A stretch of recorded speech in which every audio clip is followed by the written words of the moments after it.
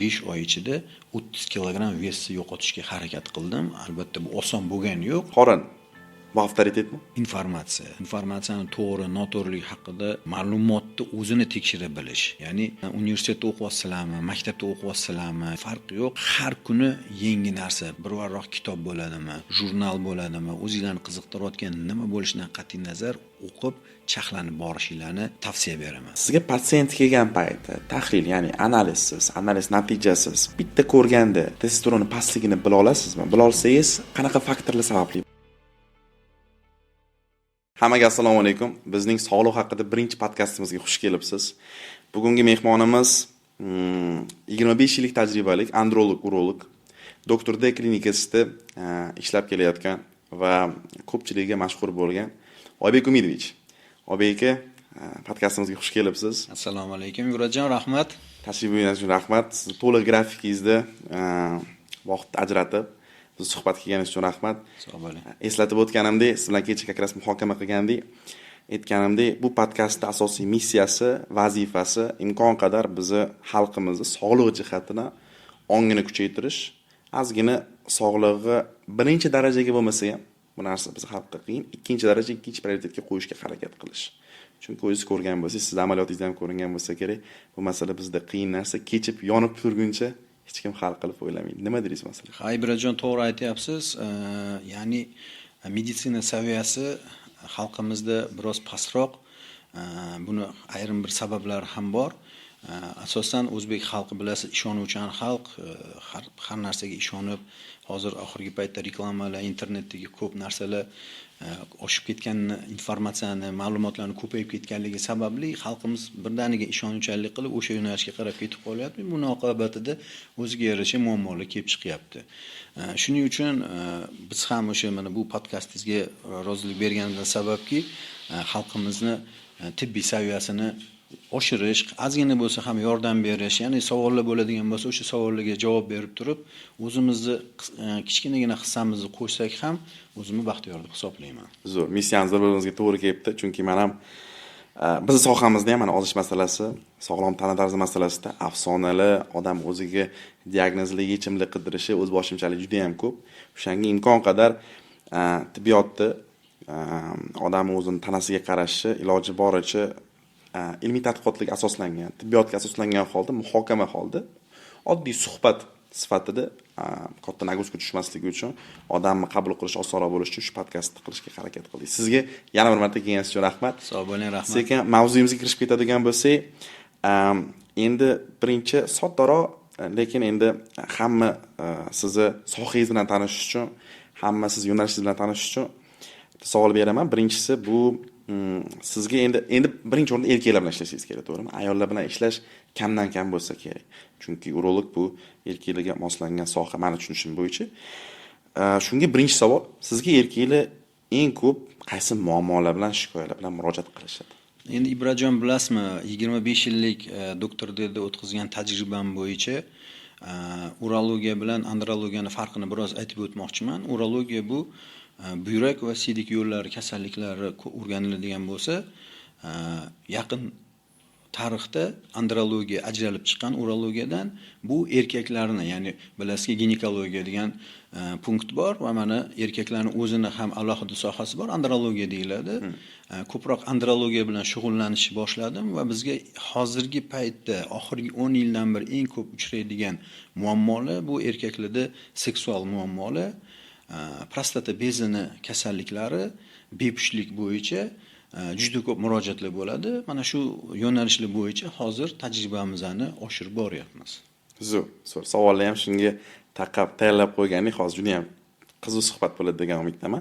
Qarang, bitta mana sohamda ham meni bezovta qiladigan, menimcha boshqa mutaxassislar, aksincha doktorlar bezovta qiladigan narsa, pasiyentlar kelgan paytcha buni o'z-o'ziga diagnozni qo'yib kelish sizda tez-tez sodir bo'ladimi? Ha, bu hozirgi paytda juda keng tarqalgan narsa. Nimagaki ijtimoiy tarmoqlarda va umuman texnikani rivojlanishi bilan mana bilasiz, sun'iy intellekt degan narsa chiqdi, ChatGPT degan narsalar bor. Hamma nima deydi, mutaxassisga murojaat qilmasdan mana shu gadjetlarga murojaat qilishyapti-da va o'zlariga nisbatan o'sha yerda qandaydir javoblarni olib, menda ham shunaqa narsa bo'lsa kerak degan tashxislar qo'yilyapti. Ya'ni bizda o'zi tashxis qo'yish deyiladi va buni oqibatida shu darajadagi chuqur og'ir psixologik o'zgarishlarga ham bemor tushib qolyapti.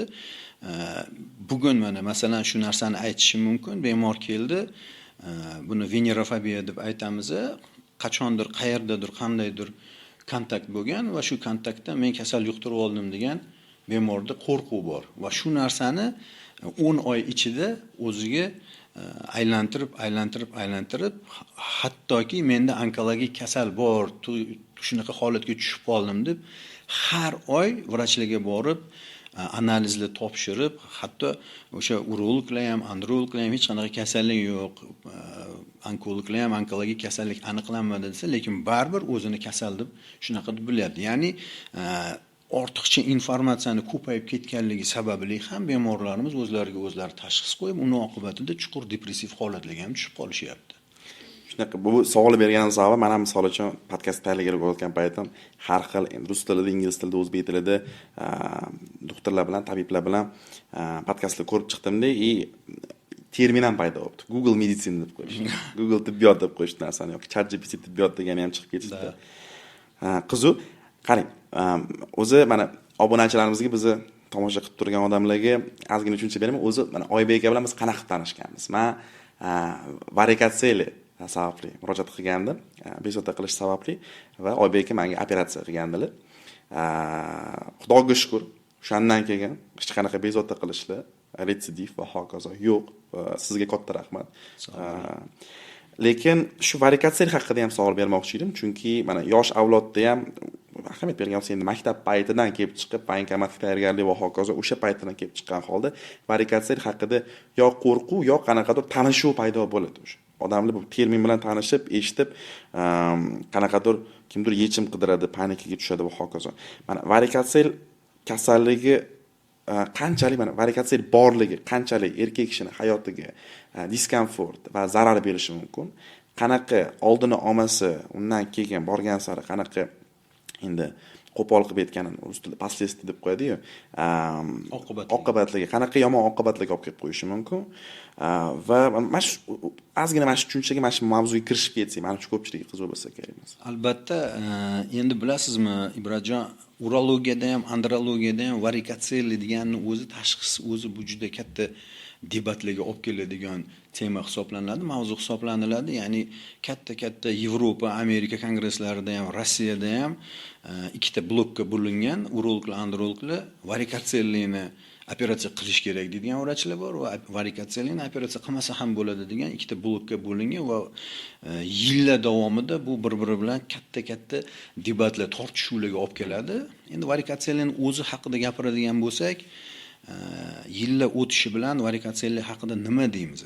Ya'ni bu erkaklarda ko'p uchraydigan, avval 30% gacha derdik, hozir 50% gacha urologlarga, andrologga murojaat qilayotgan bemorlarda varikatsiyalar aniqlanadi. Lekin bu varikatsiyalarni rus tilida klinicheskiy значимый deyiladi. Ya'ni ahamiyatli, klinik ahamiyatli varikatsiyalarmi yo'qmi? Buni vrach o'zi aniqlab bilishi kerak. Ya'ni bemorga zarar yetkazyaptimi varikatsiyalar yoki yo'qmi? Chunki shunaqa holatlarga men tajribamda ko'p ko'rganman. 4-daraja varikatsiyalar bilan ham hech qanaqa seksual muammolari ham yo'q, 4-5ta bolasi bor bemorlar ko'p bo'ladi yoki 1-daraja varikatsiyalar bilan bepusht holatlarni ham ko'rgan vaziyatlarimiz bo'lgan. Endi varikatsiyalar haqida gapiradigan bo'lsak, qachon bu bezovta qilsa, masalan, nima bo'ladi o'zi? Varikatsiyalarda asosan moyakda bemor og'riq his qiladi. U yosh bo'lishidan yoki yosh katta bo'lishidan qat'iy nazar, masalan 14 yoshda boshlanadigan bo'lsa, yosh bolalarda shu narsalarni kuzatamiz, ota-onasiga shikoyat qiladi, og'riq bo'lyapti deydi, kelishadi, tekshiriladi, varikatsiyalar aniqlangandan keyin asosiy birinchi operatsiyaga ko'rsatma bu og'riq hisoblanadi. ya'ni har doim og'rib, tortishib, bemorni bezovta qiladigan holat bo'lgandagina operatsiya tavsiya qilinadi. Ikkinchi holat moyaklarning hajmini kichirayishi, biz gipotrofiya deyiladi meditsina tilida, ya'ni qon aylanishining buzilishi natijasida chap moyakmi, o'ng moyak o'sishdan sekinlashib qoladigan bo'lsa, ikkinchi ko'rsatma bu operatsiyaga hisoblaniladi. Undan tashqari bepushtlik holati yuzaga kelib turib, spermogrammada chuqur buzilishlar, ya'ni faqat harakatchanligini pasayib ketishi emas, ya'ni DNK fragmentatsiya degani spermatozoidlarning protominatsiyasi, aktiv forma kislorod ko'payib ketgan bo'lsa, ya'ni host vitality degan ko'rsatkichlari bor, ya'ni spermatozoidlarning funksional birligida buzilish chaqirayotgan bo'lsa, varikoselli, o'shandagina operatsiya qilishga ko'rsatma beriladi. Ya'ni Amerika va Yevropa urologlar, androloglar assotsiatsiyalari bu narsa bo'yicha qat'iy ko'rsatmalar berishlar, ya'ni guidelineslar aytilishi bo'yicha mana shu holatda operatsiya qilasan, boshqa holatlarda faqat dinamik kuzatuv aytiladi. Lekin oxirgi paytda mana biz bilasiz, viloyatlarga ko'p chiqamiz, jamoamiz bilan birlamchi bemorni tekshirmasdan turib ham varikosellini aniqlab, uni operatsiya qilish holatlari juda ko'payib ketgan va buni oqibatida, ya'ni eski uslublarda operatsiya qilinish oqibatida bemorlarda og'ir asoratlar kuzatilyapti. Bu istisqo paydo bo'lishi, suv yig'iladi, hatto mana Termizda bo'lganimizda bemorga qat'iy ko'rsatma bo'lmasa ham operatsiya tavsiya qilingan, tajribali vrach operatsiya qilgan bo'lsa ham arteriya tomirlari ikki tomondan bog'lab qo'yilib, moyaklarning atrofiya holati, ya'ni qurib qolish holatiga olib kelib 0 darajaga tushib ketganini ko'rdik. Shuning uchun varikosellida albatta 7 o'lchab bir kesamiz, qat'iy ko'rsatma bo'lgandagina operatsiya qilamiz. Bizning klinikada hozirgi paytga kelib 10 ta varikosellisi bor bemordan bittasigagina amaliyot tavsiya qilyapmiz. Qolganlar hammasi kuzatuvda. Demak, men jackpot tutayapman deb vaqtda. Shunaqa. Demak, omadli ekanman. Xo'p, unda mana bu yerdan kelib chiqqan bitta savol. Odam varikoseli borligini aniqladi, misol uchun. Voenkomatdan aytishdi yoki doktorga umumiy check-up, osmotrga kelgan payti doktor aniqlab aytdi. Lekin aniq bepushligi yo'q bo'lsa, ya'ni farzand ko'rayotgan bo'lsa, qanaqadir og'riq bo'lmasa, varikoselini operatsiya qilib olish shartmi yoki u varikoseli bilan ham sog'lom hayot tarzi kechirsa bo'ladi? Bemorlar sog'lom hayot tarzi kechiraveradi. Hech qanaqa operatsiya ko'rsatma yo'q. Ya'ni farzandi bor, muammolar yo'q, og'riq yo'q, tuxumlarning hajmi kichirmagan bo'lsa, qanday yashayotgan bo'lsa, shunday yashayveradi bemorimiz. Hech qanaqa operatsiya tavsiya qilinmaydi. Tushunarli. Unda varikoseli mavzusimizda menimcha juda ham chuqur ma'lumot berdingiz. Ko'pchilik kimdirdir qiziqayotgan bo'lsa, menimcha o'ziga plus minus qanaqadir yechim topdi. Ya'ni bezovta qilmasdan farzand ko'rayotgan bo'lsa, demak, qo'pol qilib aytganda panikaga tushib, qo'rqib 100% operatsiyaga borish shart emas ekan. Xo'p, unda keyingi savol mana tez hojatxonaga siyishga qo'pol qilib aytgan ekan. Endi doktorlarning terminini bilmas ekanman. Mana erkaklar tez siyishga chiqish nimadan paydo bo'ladi? Asosiy faktorlari shu haqida chuqur ma'lumot bersangiz. Necha yoshdan, nima sababli va hokazo. Endi tez siyish holatini bizning terminologiyamizda dizuriya deyiladi. Ko'pincha bemorlarimiz tez hojatga boryapman deb savol berishadi. O'shanda biz, конечно, bemorga yana aytamizki, necha marta chiqyapsiz o'zi deymiz. Kunduzi chiqyapsizmi, kechasi chiqyapsizmi peshobga? O'shanda aytishlari mumkin, kunduzi 4-5 marta chiqyapman yoki 2 soatda bir chiqyapman, lekin shu bemor uchun tez bo'lishi mumkin. Kechqurun umuman hojatga chiqmasligi mumkin. Bu holat 5 marta, 6 martagacha kunduzi peshobga borish o'zi norma hisoblanadi. Ya'ni ichayotgan suvga nisbatan peshob qilinadi. Bundan xavotirlanish kerak emas. Lekin 7 va undan ortiq marta peshobga chiqayotgan bo'lsa va peshobga chiqish oralig'i qisqarib ketgan bo'lsa, 15 minut, yarim soat, 1 soat ichida chiqayotgan bo'lsa, bu qandaydir patologik holatda borligidan bizga dalolat beradi. Bunaqa tez chiqishi peshobga borishga faqat urologik yoki andrologik kasalliklar emas. Mana kecha bitta bemor keldilar, meni tez prostatamni operatsiya qilib bering, men 28 marta tualetga chiqyapman deb shikoyat qilyaptilar. Savol berdim, saharniy diabetes bormi desam, ha 20 yildan beri saharniy diabetim bor dedilar. Bugun hamma tekshiruvlardan o'tdilar, hech qanaqa urologik kasalliklar yo'q. Prostatalarida adenoma ham aniqlanmadi, lekin saharlari 15 dan baland. Ya'ni qandli diabetda qonda qandning miqdori ko'payib ketgan paytda organizm bu qandni, ya'ni glyukozani siydik orqali chiqarishni boshlaydi. Biz bilamizki, siydikda hech qachon qand bo'lishi kerak emas, glyukoza bo'lishi kerak emas.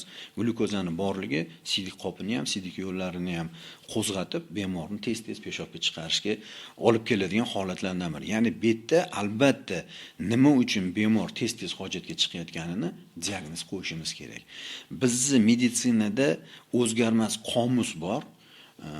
To'g'ri diagnoz, to'g'ri tashxis deyilgan. Buni Gippokrat 2,5 ming yil avval Yunonistonda shu narsani aytgan. Men o'zim bemorlarga buni aytamanki, bu qomus, ya'ni dunyo tugaguncha o'zgarmas qomuslardan biri. Ya'ni qachon to'g'ri tashxis qo'ysak, bemorni to'g'ri davolaymiz. Ya'ni diagnosis buni, kuratsiya buni deyiladi.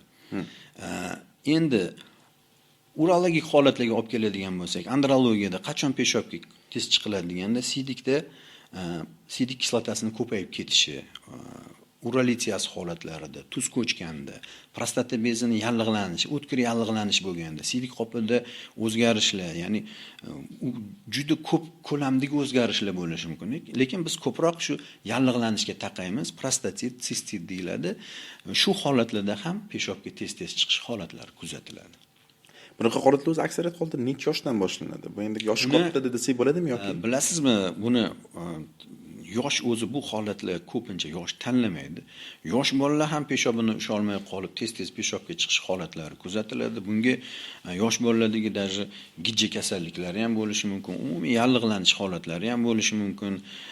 Undan tashqari, o'spirinlik davridagi bo'ladigan narsalar, hozir masturbatsion porno qaramlik degan diagnozimiz ham ko'payib ketgan. Ya'ni toza bo'lmagan qo'llar bilan masturbatsiya qilsa ham infeksiya orttirib, undan ham peshobga tez-tez chiqish holati mumkin. Dizuriya yosh tanlamaydi. Yosh tanlamaydi. Tushunarli. Endi menimcha sizga ham tez-tez kelib turadigan savol va masala va bizni ko'rayotganlarga ham qiziqtiradigan mavzu jinsiy hayot bo'yicha ozgina savol bermoqchiman. Shu masala bo'yicha chuqur muhokama qilmoqchiman. Birinchi savolim, endi menimcha ko'pchilik qo'rqib turadigan erkaklar uchun menimcha eng qo'rqinchli yangilik mabodo o'zini tushlarida, strashniy surada kirib keladigan mavzu. Bu erkak kishi qaysi sabablarga ko'ra potensiyasini yo'qotib qo'yishi mumkin? Endi potensiya haqida gapiradigan bo'lsak, erkaklik quvvati, ereksiya ham deymiz. Spontan holatda birdaniga bu narsani yo'qolishi bu albatta 100% psixologik travmadan bo'ladi. Ko'pincha ishxonasida, oilasida qandaydir yo'qotishlar bo'lsa, ishxonadagi muammolarda qattiq psixologik stress olgan bemorlarimizda, ya'ni qisqa vaqtning ichida ereksiyani yo'qolishini sezadi va bizga murojaat qilib kelishadi. Bu psixologik faktor bo'ladi. Ereksiyani, jinsiy potensiyani sekin-sekin pasayib borishi bu ma'lum bir organizmdagi organik holatlar, kasalliklardan kelib chiqadigan bo'ladi. Uni ham bir necha formalari bor. Ya'ni erektil disfunksiyani o'z ikkiga bo'lamiz. Psixogen erektil disfunksiya deyiladi, neyrogen erektil disfunksiya deyiladi va sosudistli qon tomirlarini muammolaridan yuzaga keladigan erektil disfunksiya kuzatiladi. Endi ko'pincha bizda hozir shunaqa moda deb aytsam ham bo'ladi.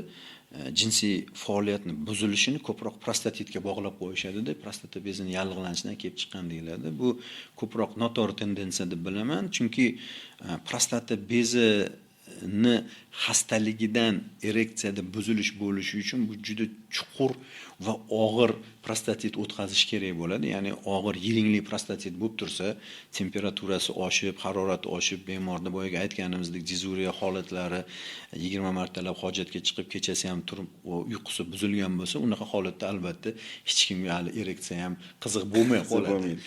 Lekin asosiy sabablardan biri hozir aytib o'tgan narsalar kuzatiladi. Endi oxirgi paytda psixogen erektil disfunksiyalardan yana bitta holati, mana aytayapman, ijtimoiy tarmoqlar rivojlanib ketdi, internet rivojlanib ketdi. Hozirgi yoshlarimiz, ya'ni internetdan ko'p ma'lumot olib, seksual buzilishlarga olib kelyapti. Bu boyaga aytganimdek masturbatsion porno zavisimiz, ya'ni masturbatsiya, o'zini o'zi qondirish va telefonda shu porno saytlarga kirib, o'sha yerdagi filmlarni ko'rib, o'zini qondiryapti va miya o'spirinlik davrida, ya'ni seksual rivojlanadigan paytda shu filmlarga, shu holatga o'rganib qo'yapti-da, balog'atga to'liq yetgandan keyin, ya'ni turmush qilib, oila qilib, ayol kishi bilan yashaydigan vaqtga kelganda bu narsani miya qabul qilmasdan erkaklarimizda, yosh yigitlarimizda ereksiyada mana shunaqa erektil disfunksiya holatlari yuzaga kelyapti. Bu bizga oxirgi paytda,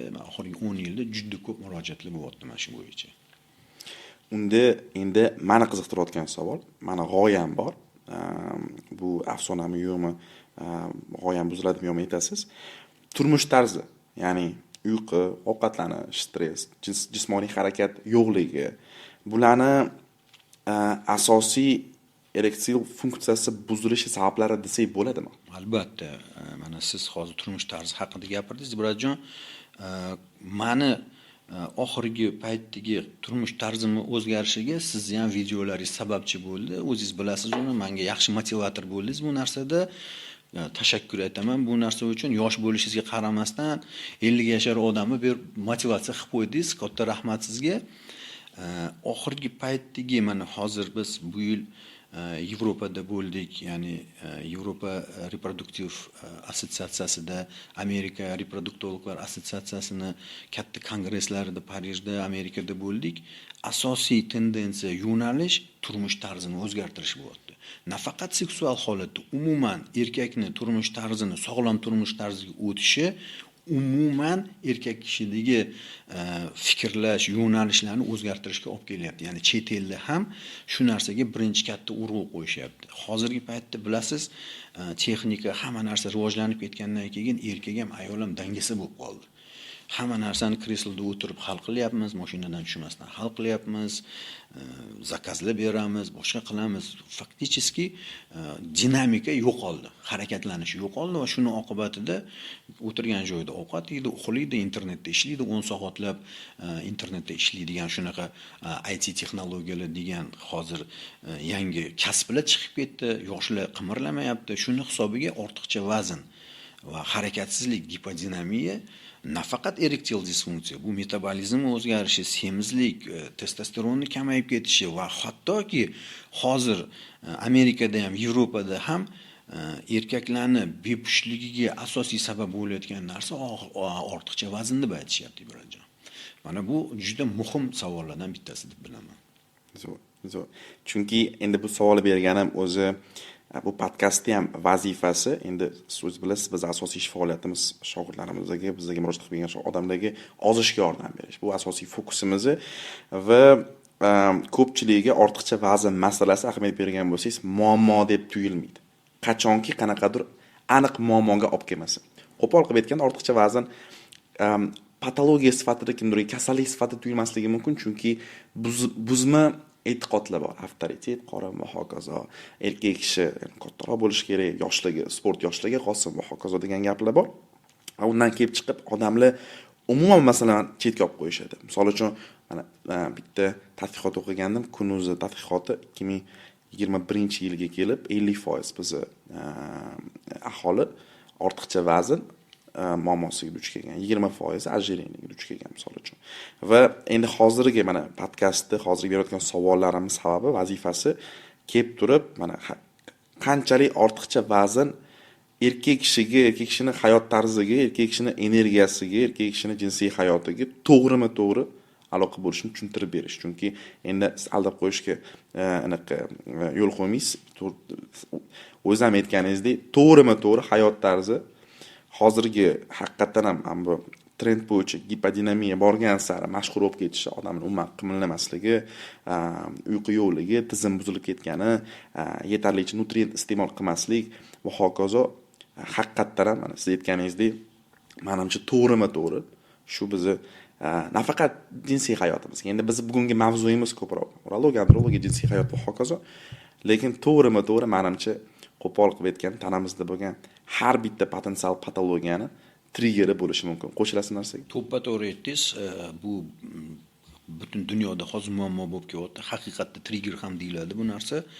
Amerika Qo'shma Shtatlarining aholisini fakticheski 30% da hozir semizlik aniqlanayotgan ekan. 300 million odam oshiq bo'lsa, почти 100 million odamda hozir ortiqcha vazn muammosi yuzaga kelyapti.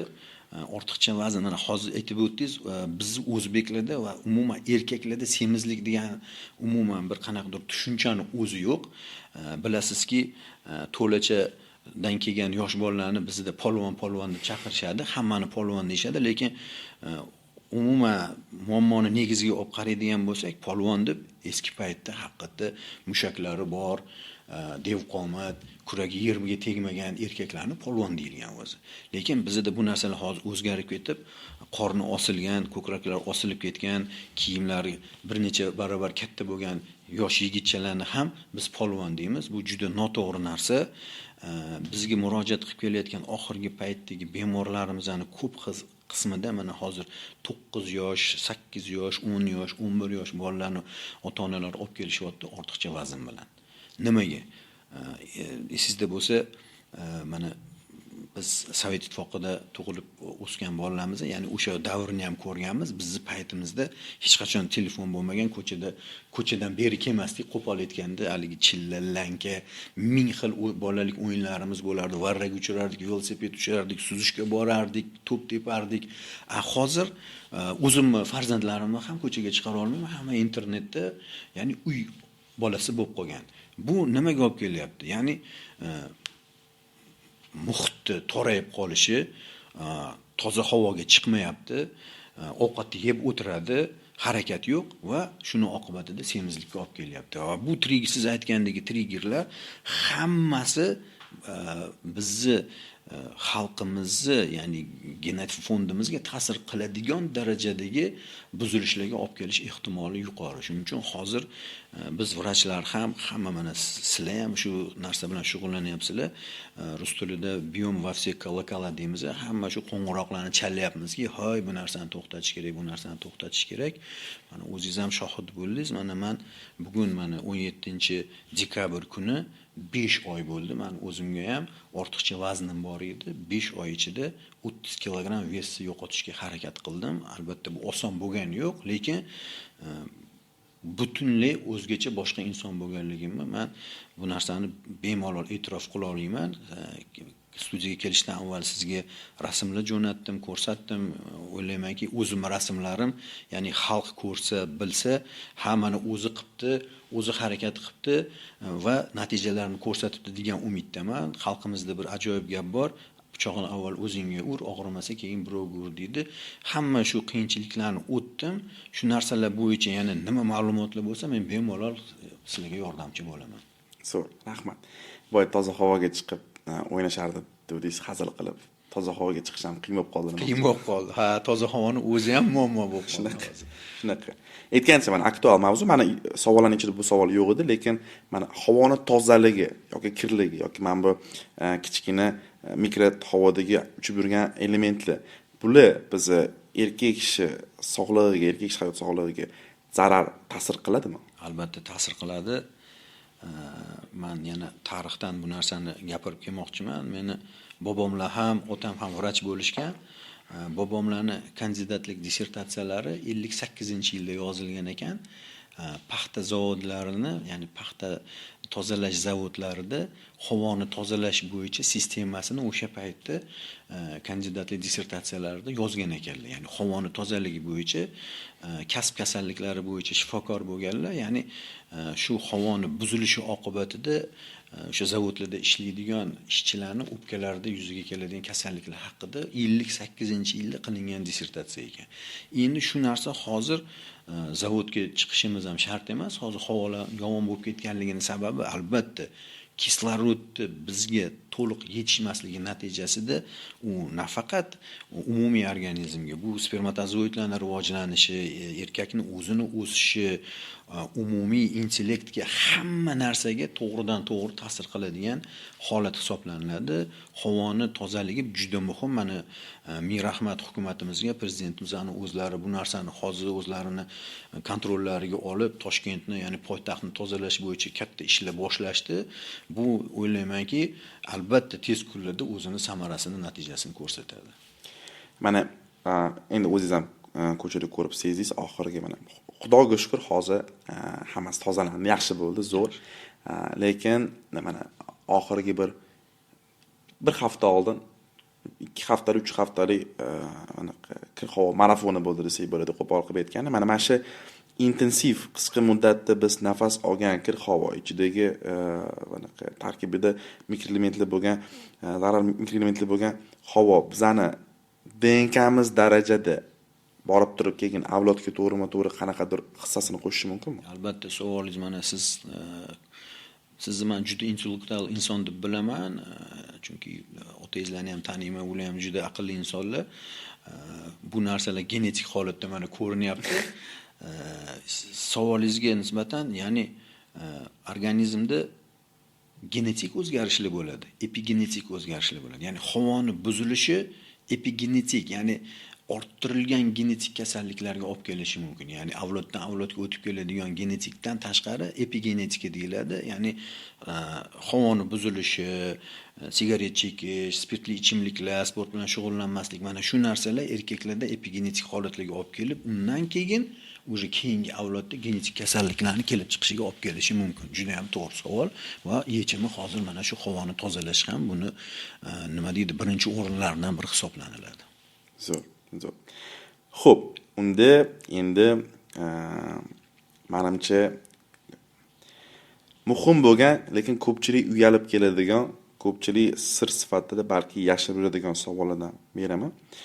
Endi mavzuni ko'taraman. Birinchisi mana savoldan boshlaymiz. Sizga jinsiy yo'l bilan yuqadigan kasalliklar bilan tez murojaat qilishadimi? Murojaat qilishsa, asosan qaysi kasalliklar va ularga qanaqa odamlar duch keladi? Ibrajon, siz bu savolingizga javob berishimdan oldin bitta narsani yana aytib o'taman. Andrologiya va urologiya jinsiy yo'llar bilan yuqadigan kasalliklarni o'rganadigan fan emas. Teri tanosil kasalliklari deyiladi. Dermatovenerolog deymiz, ya'ni meditsina tilida. Murojaat qilib kelishadi. Jinsiy yo'l bilan yuqadigan kasalliklar yo'qolgani yo'q, ular bor. Ya'ni globalizatsiya davrida chegaralar ochiq, xalqimiz tashqariga chiqyapti, o'zga mamlakatlarga borishyapti, boshqa mamlakat insonlari bizni O'zbekistonga kelishyapti, turistlar ko'paygan. Shuning oqibatida, ya'ni palapartis jinsiy hayot yashaydigan insonlarda albatta jinsiy yo'l bilan yuqadigan kasalliklar ko'p. Даже AIDS kasalligini ortib borayotganligini, respublikamizda ham ortib borayotganligini ko'ryapmiz. Kontrol kuchli qaraladi bu narsalarga bo'yicha. Mana 6 oy chet elda yashagan o'zimizning fuqarolarni ham samolyotda uchib, aeroportdan uchib kelgandan keyin OETSga tekshirish bo'yicha hozir shunaqa tavsiyalar berilyapti. Bular hammasi jinsiy yo'l bilan yuqadigan kasalliklar. Ko'pincha so'zak gonoreya deymiz va trixomoniaz, xlamidioz kasalliklar keng tarqalgan, uchrab turadi. Klinikamizda dermatovenerologimiz borlar, o'zini mutaxassis bo'lganligi uchun biz ularga jo'natamiz. Bu narsalar bo'yicha ular shug'ullanishadi. Bu savolni berganim sababi o'zi aksincha haqiqatdan ham bu mavzuni endi mana qo'pol qilib aytganda ter tashqi kontakt masalasida dermatovenerolog hal qiladi. Lekin kimdan eshitmasam, mana misol uchun tashqaridan yoki kulda qidirayotgan paytim yoki odamlar birinchi o'rinda jinsiy aloqa orqali orttirilgan kasalliklarni ko'rib turaman, borib turib urologga murojaat qilishim kerak degan tushuncha bilan kelishadi. Endi Ibrajon shunaqa narsaki, jinsiy holat bilan bog'liq bo'lgan hamma narsani urolog hal qiladi deb o'ylashadi. Bizni urologiya, andrologiyada ham, dermatovenerologiyada ham bir gap bor. Venerik kasalliklarni davolamagan urolog yo'q yoki prostatitni davolamagan dermatovenerolog yo'q deyshadi. Bunaqa haligi nima deydi, kimozarlikka ketib qolish holatlari ham bor-ku, lekin respublikamizda qabul qilingan qonun qoidalarga nisbatan venerik kasalliklarni albatta o'zini mutaxassis davolash kerak. Urologik, ya'ni nospetsifik bo'lgan yallig'lanishlarni hammasini urologlar, androloglar davolash kerak qoida bo'yicha. Biz shu qoidaga amal qiladigan shifoxona yoki vrachlar hisoblanamiz. Zo'r. Unda yana bunaqa endi bizni sohamizga emas, mana ovqatlanish masalasida mana qanchalik aniq taom turi yoki aniq mahsulot turi erkak kishini erektil funksiyasiga negativ ta'sir qilishi mumkin. Shunaqa mahsulotlar bormi? Juda ham ko'p unaqa mahsulotlar hozir men har doim aytaman, gastronomik kengchilik bo'lib ketib qoldi. Hozir masalan 30 yil yoki 40 yil avval yashagan odamlar yemagan narsalarni, ko'rmagan narsalarni biz o'zimizni supermarketlarimizda bemalol topib ko'rishimiz mumkin. Dunyoni narigi chekkasida o'sadigan yoki yeyiladigan mahsulotlar hammasi muhayyo hozir juda ham ko'payib ketdi. Gastronomik kengchilikni hisobidan, ya'ni insoniyat 10 ming yillab davrda yemagan narsalarni yeyishni boshladik va miyamiz yoki genlarimiz, hujayralarimiz bu narsani qabul qilmasa ham o'sha narsani yeyishga harakat qilyapmiz. Albatta, eng asosiy erkak bo'lsin, ayol bo'lsin, negativ ta'sir qiladigan narsalar bu tez ta'sir qiluvchi uglevodlar. Hamma shirinliklar kiradi, gazli ichimliklar kiradi bu narsaga, shakarli mahsulotlar, hammasi shunga kiradi. Tezlik bilan, zudlik bilan qonda shakar miqdorini, glyukozani oshiradigan mahsulotlar bu o'ta negativ deb hisoblaniladi va shu narsalardan parhez qilinayotganda ham, parhezga tavsiya qilinayotganda ham tez ta'sir qiluvchi uglevodlarni kamaytirishi yoki ularni mutlaq to'xtatishi tavsiya beriladi. Endi mana biz podxod haqida ham siz bilan hali muhokama qilgan paytimiz tushuntirganmizdek, biz misol uchun men endi o'zim fikrim bildiraman-dek, qo'shilasizmi yo'qmi aytasiz mana. Ahamiyat bergan bo'lsangiz, ozish uslublari yoki mana tanani sog'lom saqlab turish uslublari aksariyat holda nimadirdan voz kechishga taqab qo'yadi. Siz aytganingizdek, birinchi o'rinda tez qonga tushadigan glikemik indeksi yuqori mahsulotlar, tez uglevodlar, undan tashqari yog'li mahsulotlar, endi yog' qo'shilgan, qovurilgan va hokazo taomlar va un mahsulotlari, uni ustiga endi kraxmal mahsulotlar. Lekin meni fikrim bo'yicha mana endi men tushunishim bo'yicha hamma narsa me'yoriga zahar, me'yoriga dori. Va men tushunishim bo'yicha nafs masalasini va jamiyatda yashash faktini biz chetga ololmasligimiz sababli men shogirdlar bilan ishlayotgan paytim har doim aytaman.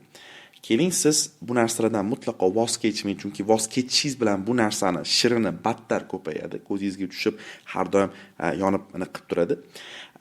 Voz kechish o'rniga keling, mana asosiy qo'pol qilib aytgan, biz uslubimiz tushuntirganimdek kaloriya tanqisligiga rioya qilib ozish, uslubda biz har doim hech narsadan voz kechmasdan ozing imkon qadar harakat qilib 60-50%, 70% ratsioningizni sog'lom, organik mahsulotlarga rioya qilgan holda iste'mol qiling, lekin qolganini shirin mahsulotlar, yaxshi ko'rgan narsalarga qoldirib qo'ying degan tavsiya beramiz. Chunki meni tushunishim bo'yicha odam undan ko'ra sog'lom tana vazniga, sog'lom tana yog' foiziga, teri osti yog' foiziga tushib olsa, yaxshi ko'rgan ovqatini yeb, shirinlik yeb turgan holda ham chem borib turib, hamma narsadan voz kechib turib, vaqtini cho'zib turib, keyin battar qayta vazn yig'ib olgandan ko'ra bu narsa bo'yicha nima deb o'ylaysiz? Bu bizning podxodimizda.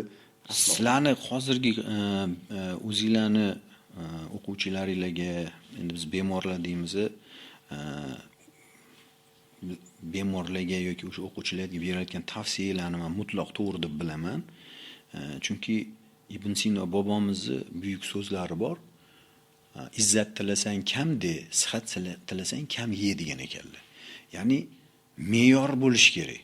Biz me'yorimizni yo'qotib qo'ydik. Ya'ni ahamiyat bergan bo'lsangiz, mana siz ham yosh yigitsiz, hozirgi tendensiyalarni hammasi internetga qarasangiz ham qaysi kafeda yaxshi ovqat qilishadi, qaysi choyxonada ovqat qilinadi, ya'ni asosiy muammoimiz bugun nima ovqat yeymiz degan narsa bilan savol qo'yiladi. Даже o'zim ayolim ham har kuni ertalab adasi men bugun nima ovqat qilay deydi. Men hozir oxirgi 5 oydan beri faqat diyet ovqat qilasan deb aytayapman. Ya'ni ratsionda boyaga siz aytayotgan moddalarni hammasi bo'lsin. Ya'ni lekin me'yorda bo'lsin. Har doim ya'ni me'yor buzganimiz hisobidan metabolik o'zgarishlar, semirish va uni oqibatida yuzaga keladigan kasalliklar kelib chiqyapti hozir. Mana bu yoqdan kelib chiqib, me'yor haqida, qanaqadir taom turlari, mahsulotlardan cheklash haqida mana mavzu ko'tarildi. Bu yerda bitta savol bermoqchiman-da, mana menga mana bizning faoliyatimizda 5 yildan beri mana kelayotgan shogirdlarimizni o'zi 99% ga oldin ozib ko'rishgan, masalan, harakat qilib, ortiqcha vazn yetkazishga harakat qilgan amaliyotda va natija ham qilishgan. 20, 30, 40 kilo tashiydiganlar ham kelgan, misol uchun. Bizdan nima xizmat deb so'rasak, u anaqa 1 yil oldin bo'lgan, 6 oy oldin bo'lgan, keyin buzib qayta vazn yig'ib oldim deyishgan. Keyin nima uslub orqali oz deydigan savol beradigan bo'lsak, 90% holatda bu endi internetda yoki ko'chada atrofda beriladigan tavsiyalar bir xil mutaxassislardan ham keladi. Ko'pincha holatda bu titokrdan ham keladi va hokazo. Aniq taom turlaridan voz kechish, buni ichiga yog'li mahsulotlar, boyaga aytganimdek, shirinlik, og'ir ovqatlar, endi ko'proq sezgan bo'lsangiz, qayntilgan grechka, qayntilgan perlovka, qayntilgan tovuq filesi, qayntilgan tuxum, sabzavot va hokazolarga o'tkazadi. Ratsionni o'ta kambag'al qilib qo'yish.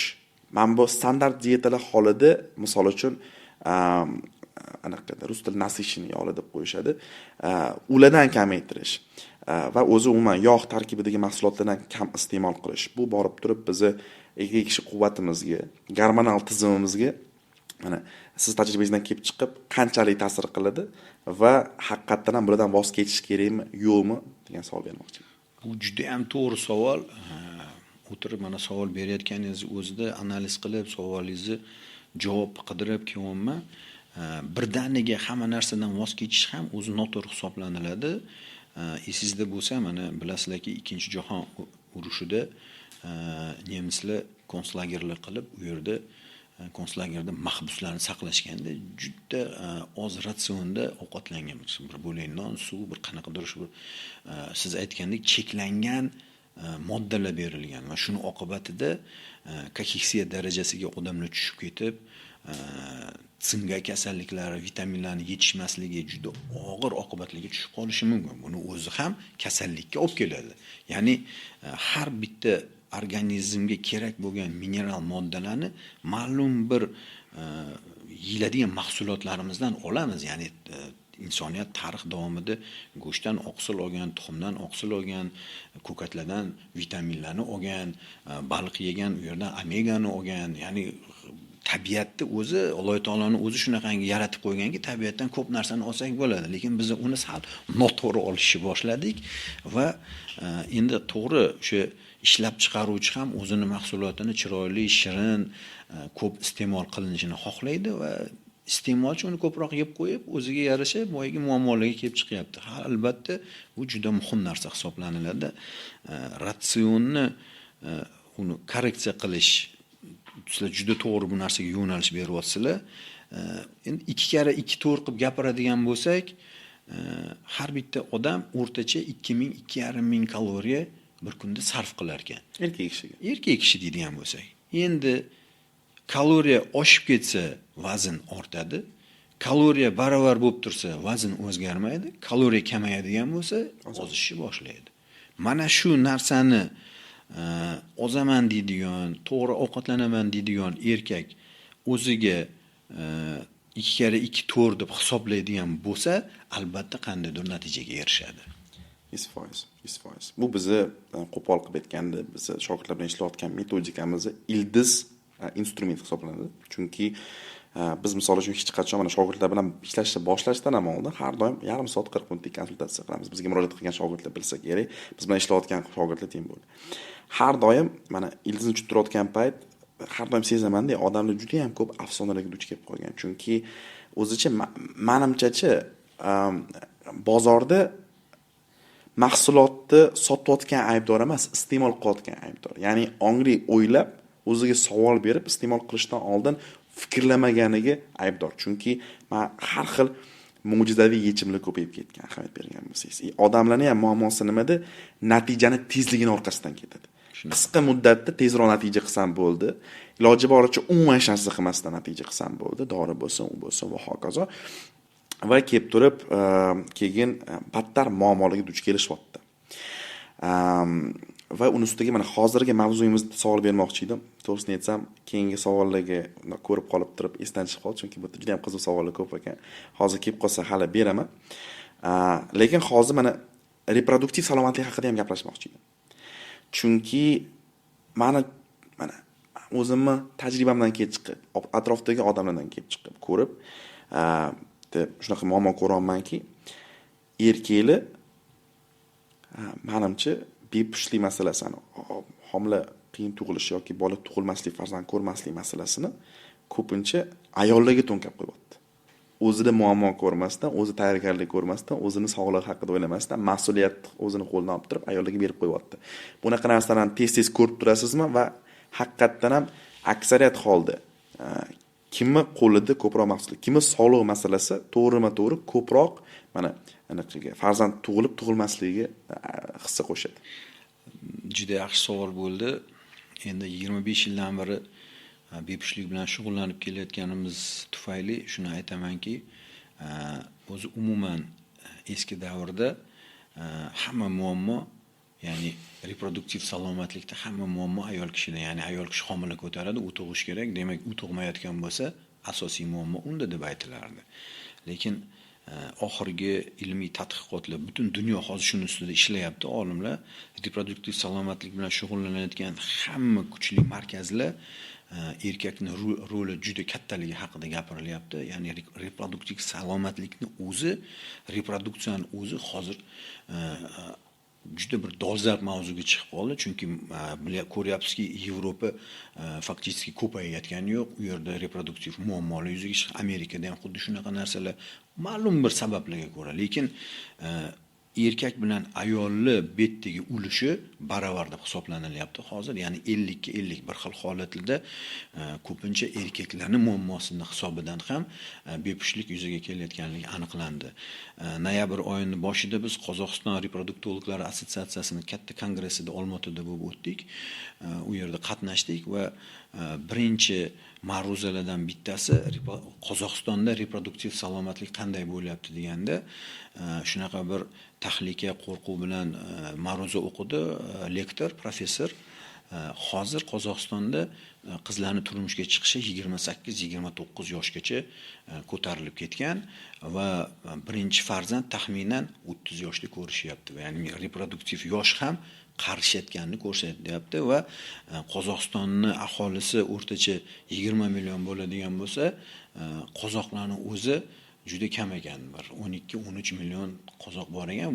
Bu narsa hozir u respublikani ko'p xavotirga solyapti. Ha, bizning respublikamiz O'zbekistonni bilasizlar, biz juda bolajon xalqmiz, ko'payishimiz, ya'ni reproduktiv salomatligimiz boshqa respublikalarga, ya'ni sobiq ittifoqidagi respublikalarga nisbatan biz ilg'ormiz, ancha oldindamiz. 600 ming, 700 mingga yiliga ko'payib boryapmiz. Bu juda ham yaxshi, lekin bizda ham reproduktiv salomatligimizda muammolar ko'p. Taxminan 17% gacha hozir bepushtlik holatlari, ya'ni yoshlarda, ya'ni reproduktiv yoshdagi insonlarimizda 17% gacha shunaqa muammolar borligi aniqlanib kelyapti va buni bartaraf qilishda albatta hukumat qarorlari, davlat klinikalari, undan tashqari xususiy klinikalar, mana hozir eko markazlariga ruxsat berildi. O'zbekistonda 30 dan oshiq eko markazlari ochildi. Ya'ni reproduksiya masalasi bo'yicha ko'p ilmiy ishlar qilinyapti, ancha oldinga ketdik. Ya'ni bu narsa bo'yicha yaxshi ishlar olib borilyapti. Hozir kakras mana Yevropa masalasida ham gapirdingiz. Mana Yevropada farzand ko'rish masalasi, o'zi umumiy demografiya haqida mavzu ko'tardingiz. Yaqin tadqiqot ko'rib qoldim. Yevropaning demografiyasida kelayotgan mana 5-10 yilda juda ham katta chuqur kutilmoqda, chunki 10 yildan keyin mana bu yoshi katta 60 yoshdan nari chiqqan aholi yosh aholiga nisbatan 1,5-2 barobar ko'proq bo'lishi mumkin. Shunga o'xshash taqdimot ko'rdim. Endi hali kimlarga qiziqayotgan bo'lsa, aniq soniga keyin ko'rib olasiz. Men aldab qo'ygim kelmayapti, lekin asosiy mavzu, asosiy fikr shundaki, borgan sari o'sha farzand ko'rish endi balki bu trend masalasiga ham to'g'ri kelishi mumkin, chunki Yevropa baribir child friendlandlar kelgan. Undan tashqari mana misol uchun ayollar tomonidan ham hozir men og'irroq mavzuni ko'tarib kelyapti, lekin mana feminizm masalasi, men hammasini o'zim qilmoqchiman, menga erkak kerak emas degan va hokazo mavzular ham ko'tarilib ketdi. Bizga ham kirib kelayotgandek bo'ldi, lekin men bu mavzuni ko'tarib negativ orttirgim kelmayapti o'zim izohimda, o'shanga mavzudan sal qochamiz. Lekin bunaqa muammo haqiqatan ham bor. Dasha biznes tadqiqotlar уже mana bu bozorlar ochiladi, o'shanga yoshi katta odamlarga yechimli qidiringlar, ya'ni tam dom prestarilik deb qo'yishadi va hokazo. Keyin yoshi kattalarga klinikalar shunchalik demografik yami уже aniq bo'lyaptiki, уже bu narsalarga yechim qidirilyapti, misol uchun. To'g'ri, muammolarni yaxshi yorityapsiz. Bu masala bo'yicha Osiyoda bo'layotgan holatni ham aytib o'tmoqchiman. Mana bilamiz, Xitoyda 1 milliard 200 million aholi bor. Shuni taxminan 30% 60 yoshdan oshgan odamlar ekan. Ya'ni bu ham katta o'ziga yarasha muammolar, bu qarilikdan yuzaga keladigan kasalliklar, ularni hammasini ya'ni pensiyasi bor, boshqasi bor, ular juda katta muammolarga olib keladi. Yaponiyada bo'layotgan ya'ni demografik holatlardan bittasi mana shu kongresslarning birida aytib o'tishdi. Yaponiyada bir yilda o'nlab maktablar yopilayotgan ekan. Ya'ni o'qiydigan bola yo'q, ko'payish yo'q. Shuni natijasida maktablar yopilib ketayotgan ekan. Ya'ni dunyoda global katta o'zgarishlar bo'lyapti. Ha, boyaga aytganingizdek feminizm deymizmi, gender tenglik deymizmi, boshqami, bir jinsli nikohlar, boshqa endi hammasi o'sha siz aytgandek biz o'zimizga ortiqcha negativ narsalar ortishga harakat qilmaymiz, lekin respublikamizdan, o'zimizning qadriyatimizdan kelib chiqqan holatda demografik holatimiz juda yomon emas. Ya'ni o'zbek xalqi ko'payapti, rivojlanyapti. Ya'ni bu narsa uchun xalqni o'zi ham, hukumat ham, prezident ham hamma mana shu narsadan bir yoqadan bosh chiqarib harakat qilinyapti. O'ylaymanki, o'sha kelajakka bu o'ziga yarasha yaxshi foydavor bo'ladi. 100%. Yana mana bunaqa savol mana. Biz siz bilan mana boyaga erkak kishi yoki ayol kishining mas'uliyatimi degan savol berganim farzand ko'rish masalasida mana o'zingiz aytdingiz 50 yillik bo'ldi. Ya'ni bu yoqdan kelib chiqqan qanaqadir kasallik, patologiya, ayol kishi tomonidan bo'lgan muammolar bo'lishi mumkin va haqiqatdan ham o'sha mana erkaklarga ham murojaat, ahamiyat beringlar, har doim ham ayol kishi, ya'ni rafiqinglar aybdor bo'lmasligi mumkin. Sizda ham barikatseriyadan boshlab hayot tarzigacha va boshqa endi siz chuqur biladigan patologiyagacha qanaqadir muammolar bo'lishi mumkin. Lekin mana bunaqa savol. Farzand ko'rishdan oldin, sog'lom farzand ko'rish uchun mana bu farzand tushib qolishidan yoki ko'rolmaslikdan qochish uchun erkak kishi qanaqa tayyorgarlik ko'rishi kerak? Endi umuman har doim aytib o'tadigan narsamiz, farzand tug'ilgandan keyin o'g'ildir, qizdir, ya'ni tug'ruqxonadan boshlab o'sha o'g'il bola bo'lsin, qiz bola bo'lsin, birinchi ko'rik, neonatolog ko'radi. Bola sog'lom tug'ildimi, jinsiy a'zolari to'g'ri rivojlanganmi, ya'ni moyaklar yorg'oqqa tushganmi o'g'il bolada, qiz bolaning holatlari qanaqa, hammasi ya'ni tug'ilgandan boshlab sovet paytida patronaj deylardi, ya'ni chaqaloq tug'ilib balog'at yoshigacha bo'lgan holda har 6 oyda, 1 yilda bir marta bo'lmasa tibbiy ko'rikdan o'tib turish kerak. Ma'lum bir tug'ma patologiyalarni yoki keyingi orttirilgan holatlarni ko'rib borib, monitoring dinamika qilish uchun ko'rib boriladi. Maktab yoshiga chiqqandan keyin maktabda konsultativ poliklinikada tekshiruvlarni o'tkazish, boya aytganingizdek voyenkomat deymiz, harbiy chaqiriqdan oldin tibbiy ko'rikdan o'tkaziladi. Ya'ni mutaxassislarning ko'rigidan o'tib turishi kerak bola. Va balog'at yoshiga yetgandan keyin uni ham o'sha yerda mana armiyaga ketayotgan bo'lsin yoki institut, oliygohlarga kirayotganda o'tda ham tibbiy ko'riklar bor. Har bitta tibbiy ko'rikda o'zini mutaxassis ko'rib, ma'lum bir muammo bo'lsa, oldindan uni tashxislab va kelib chiqishi mumkin bo'lgan kasalliklarni oldini olish kerak bo'ladi. Endi mana hozir respublikamizda ham bu qat'iy qo'yilgan narsa, nikohdan o'tishdan avval albatta tibbiy ko'rikdan o'tiladi. Erkakdir, ayoldir, hamma tekshiruvlardan o'tiladi. Teri tanosil kasalliklari boshqa va hozir mana hatto genetik tekshiruvlarni ham biz o'sha narsalarni amalga oshira olamiz. Doktor D klinikasining qoshida mana 3 yil bo'ldi. Reproduktiv salomatlik markazining qoshida biz genetika instituti ochganmiz. Reproduktologiya va genetika instituti juda kuchli genetik laboratoriyani bizni rahbarimiz Ergashev Dirmurat Sa'atovich tashkillashtirdilar. Shu narsani genetik laboratoriyamizda, ya'ni erkaklarda bo'lishi mumkin bo'lgan hamma genetik tekshiruvlarni qila olamiz. Ayollarda homilani tushib qolishiga olib keluvchi hamma omillarni tekshira olamiz. U genetik bo'lsin, epigenetik bo'lsin, farqi yo'q. U narsani uni hozir test qilib aniqlasa bo'ladi va nikohdan oldinmi, nikohdan keyinmi bu narsalarni hammasini tekshirib jam qilib, ya'ni kelajakda bo'ladigan rejalashtiriladigan farzandni sog'lom tug'ilishini, ya'ni sog'lom darajada tug'ilguncha buni monitoring qilib tekshirish ilojisi bor hozir. Zo'r. demak oldindan mana bunaqa ayol kishining va erkakning oralig'idagi genetik to'g'rimi to'g'ri kelishi Albatta. kelmasligini aniqlab olish aniqlasa bo'ladi. Aniqlasa bo'ladi. menimcha bu narsa haqiqatan ham juda ham ko'p. Mana bu endi sog'siz tug'ilgan yoki qanaqadir nima deydi, qanaqadir muammolar bilan tug'ilgan bolalar farzandlarni oldini olishga yordam bersa kerak. Chunki menimcha bu aksariyat holda bo'ladigan muammo genetik qarama-qarshi chiqishli deb o'ylasam. Shunaqa holatlar ham bo'ladi. Uni hozir juda oson aniqlanadi. Bundan kelib chiqib yana bitta savol bermoqchiman. Ro'yxatimizda yo'q, lekin mavzuyimizga loyiq. Ahamiyat bergan, endi o'zingiz bilasiz, respublikamizda qadimdan kelib chiqib o'zi bizanaqamizda, millatimizda shunaqa narsa borki, uzoq qarindosh urug'lar bilan turmush qurish yoki bir xil holatlarda xolavachchalar bilan hokazo turmush tarzi qurib, mana birga nikohdan o'tib farzand ko'rishga bunaqa qilishadi. Bunaqa amaliyotda bunaqa narsa bor. Sizga birinchi beradigan savolim, bu trend sekinlashmoqdami yoki battar ko'payishmoqdami? Bu ozgina o'zingizni fikringizni bildirsangiz. O'zim hali aytmoqchi bo'layotgan mavzuni siz o'zi ko'tarib chiqdingiz.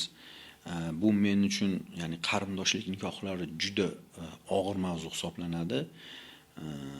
Har bitta shunaqa holatni ko'rganimda, bizga murojaat qilgan bemorlarni ko'rganimda ichim achiydi shu narsalardan. Mana kuni kecha bo'layotgan holat Jizzax viloyatidan bizga murojaat qilib kelishdi. 3 yillik bepushtlik bilan er-xotin xolavachcha. Undan tashqari kuyovning ota-onasi ham xolavachcha.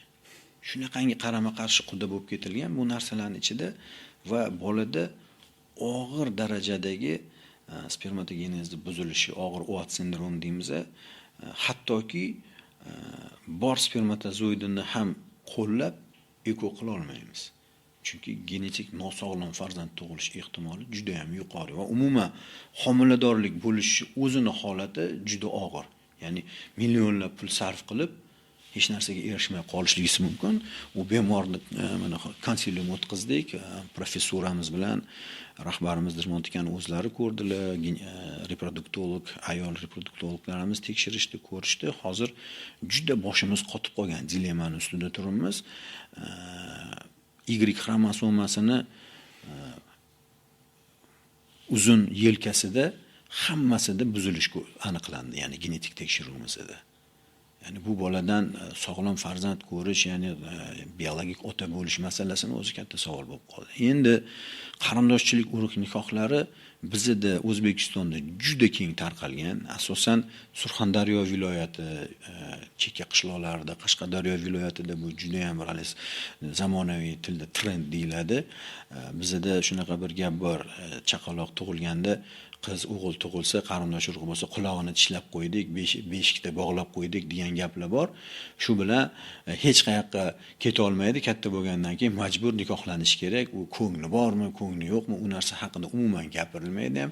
Yoshligingda biz hal qilib qo'yganmiz deysiz, ota-onasi nikohlaydi. Ana undan keyin farzand bo'lmasa-ku, u bitta muammo. Endi nosog'lom ya'ni genetik buzilishli xromosom kasallikli bola tug'ilib, invalidlarning ko'payishi, nogironlarning ko'payishiga olib kelish, bu undan ham dahshatli narsa. Ya'ni ko'pincha skriningda xatoliklar qilib qo'yiladi, Down sindromli kasalliklar, Klinefelter sindromli, ya'ni xromosom kasallikli bemorlar tug'ilib qolib, keyin bir umr u nogiron bolalar bilan qanchalik ota-ona qiynalishi mumkin. Bu juda ham aktual mavzu. Ha, to'g'ri, shariatimizda Qur'oni Karimda ham kelgan, kim bilan nikoh qilish mumkin, kim bilan nikoh qilish mumkin emas, ya'ni halol harom haqida aytilgan. Mendelli qonuni bor, ya'ni 4tadan bittasida muammo bo'lishi mumkin yoki 4tadan bittasida muammo bo'lmasligi ham mumkin.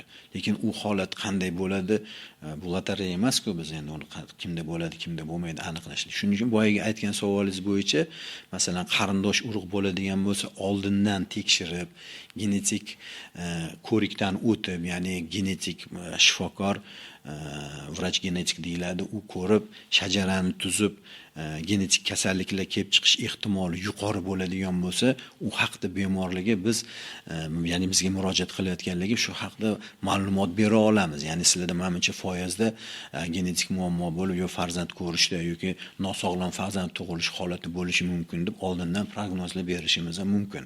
Ya'ni bu narsa qilinishi kerak o'zi. Unda bu yerdan kelib chiqaman deb savol paydo bo'ldi.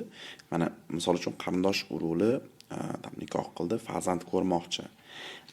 Amaliyotda sizni tajribangizdan kelib chiqqan statistika bo'yicha kasal farzand, nogiron farzand to'g'rima-to'g'ri birinchi avloddan tug'iladimi yoki mana qarindoshlarni farzandi sog'lom tug'ilib turib, uni farzandi nogiron tug'iladi? Endi bilasizmi, genetik buzilishli tug'ilishlar juda mozaik holatda yuzaga keladi.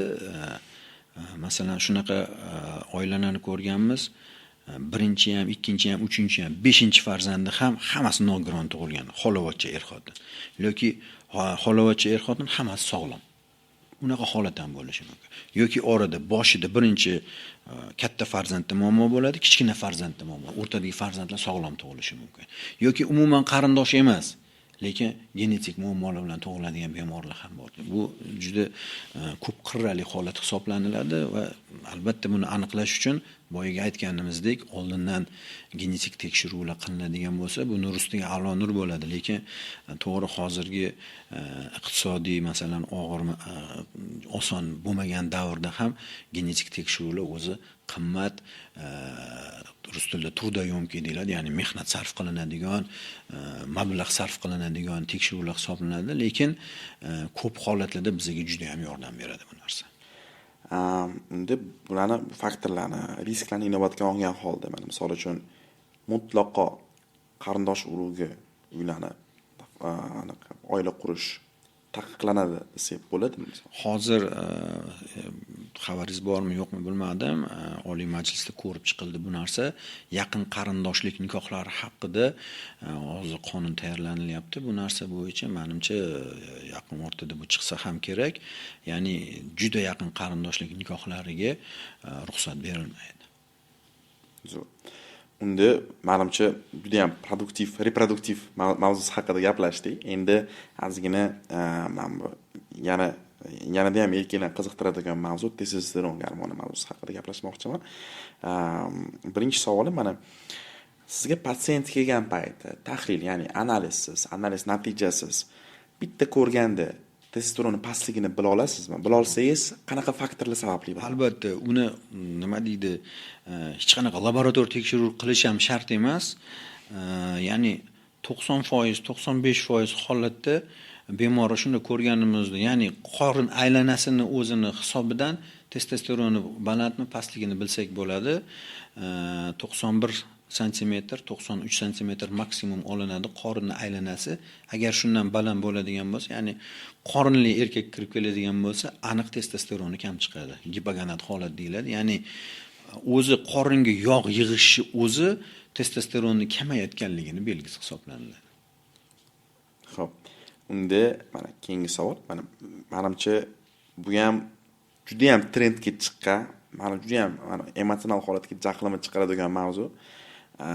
Hozirda mana ahamiyat bergan bo'lsangiz, eksogen testosteron, ya'ni sun'iy tashqi testosteron masalasi, anabolik gormonlar, trenbolon va hokazo iste'mol qilish, ishlatish mashhur bo'lmoqda. Va aksariyat holda ahamiyat bergan bo'lsangiz, menimcha siz tajribangizda ham ko'rgan bo'lsangiz, asosan yosh aholi zalga chiqqan paytda atrofdagi trenerlar, atrofdagi muhit qiling bu narsa tez natija olib keladi degan va hokazo motivatsiya bilan, motivlar bilan bular bunaqa xatolarga duch keladi. Men tushunishim bo'yicha bu katta xato, qachonki professional darajada sahnaga chiqqingiz kelmasa.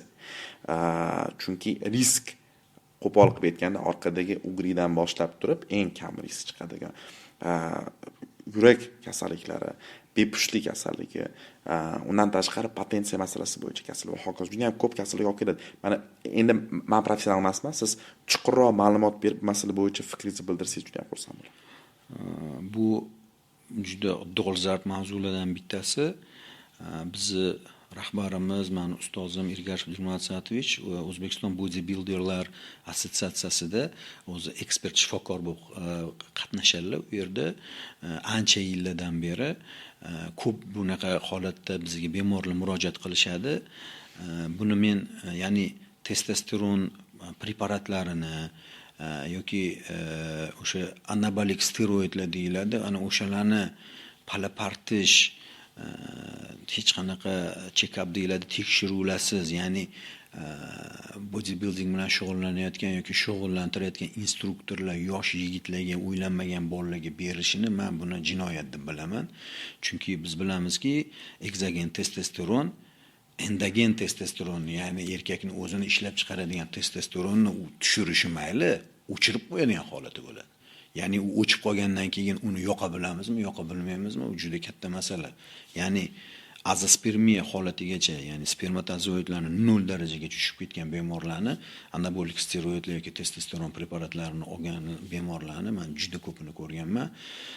Aksariyat holda qaytmaydigan darajada o'zgarishlar bo'ladi va bir umrga bepusht bo'lib qolish ehtimoli ham juda baland. Hozir o'sha aytganingizdek trend testosteronni olamizda, keyin Hgacha gormon bilan chistka qilib yuboramiz. Bu oson narsa emas. Ya'ni buni olib turdikda, endi ertaga mana buni tozalab tashlaymiz, hammasi joyida bo'ladi. Organizm unga qanaqa javob beradi, u mashina emas, ya'ni zapchasi olib almashtirib tashlaydi. Endi shu bilan ishim bitdi. Ya'ni gipofiz bez, miyadagi gipofiz beziga ta'sir qiladigan ma'lum bir gormonlar bor. U gipofiz birdan ishlatib yuborib, birdan to'xtatish ham miyani ish faoliyatiga, gipofiz ish faoliyatiga juda katta nagruzkalar berib, miyada gipofizni mikro o'smalardan makro o'smalargacha darajagacha onkologik holatlarni ham yuzaga olib kelishi mumkin. Bu nima deydi? Dahshatli holatlar. Shuning uchun aytayapmanki, hech qaysi bir instruktor, bodybuildingdagi instruktor o'zini qaramog'idagi sportchiga yoki yangi shug'ullanib kelayotgan, uylanmagan yoki farzandi yo'q yosh yigitlarga testosteron yoki anabolik steroid berishlari qat'iy mumkin emas. Buni faqat vrach bilan birga, tushunadigan vrach bilan birga, endokrinolog, androlog hammasi konsilium qilib turibgina amalga oshirish to'g'ri bo'ladi. Qanday mana shunaqa kurslarni iste'mol qilib deymiz, qanaqa oqibatlar bilan sizga kelishadi?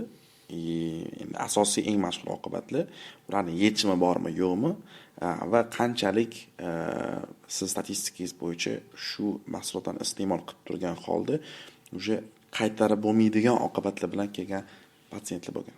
Bilasizmi, testosteron preparatini bir oy muddatda olganning o'zida qaytmas o'zgarishlar yuzaga kelishi mumkin. Ortiga qaytara olmaymiz. Yoki juda ham qiyin bo'ladi uni yana tiklash. Anabolik steroidlarni masalan 6 oylab, 1 yillab olgan bemorlarni Andijonga bordik, Andijonda ko'rik o'tkazdik. Polvon bola, baquvvat ko'rinishidan kasal demaysiz, bepushtlik bilan shikoyat qilib kelyapti. Ya'ni 1 yildan beri farzand bo'lmayapti, urug'ini tekshirsak azospermiya.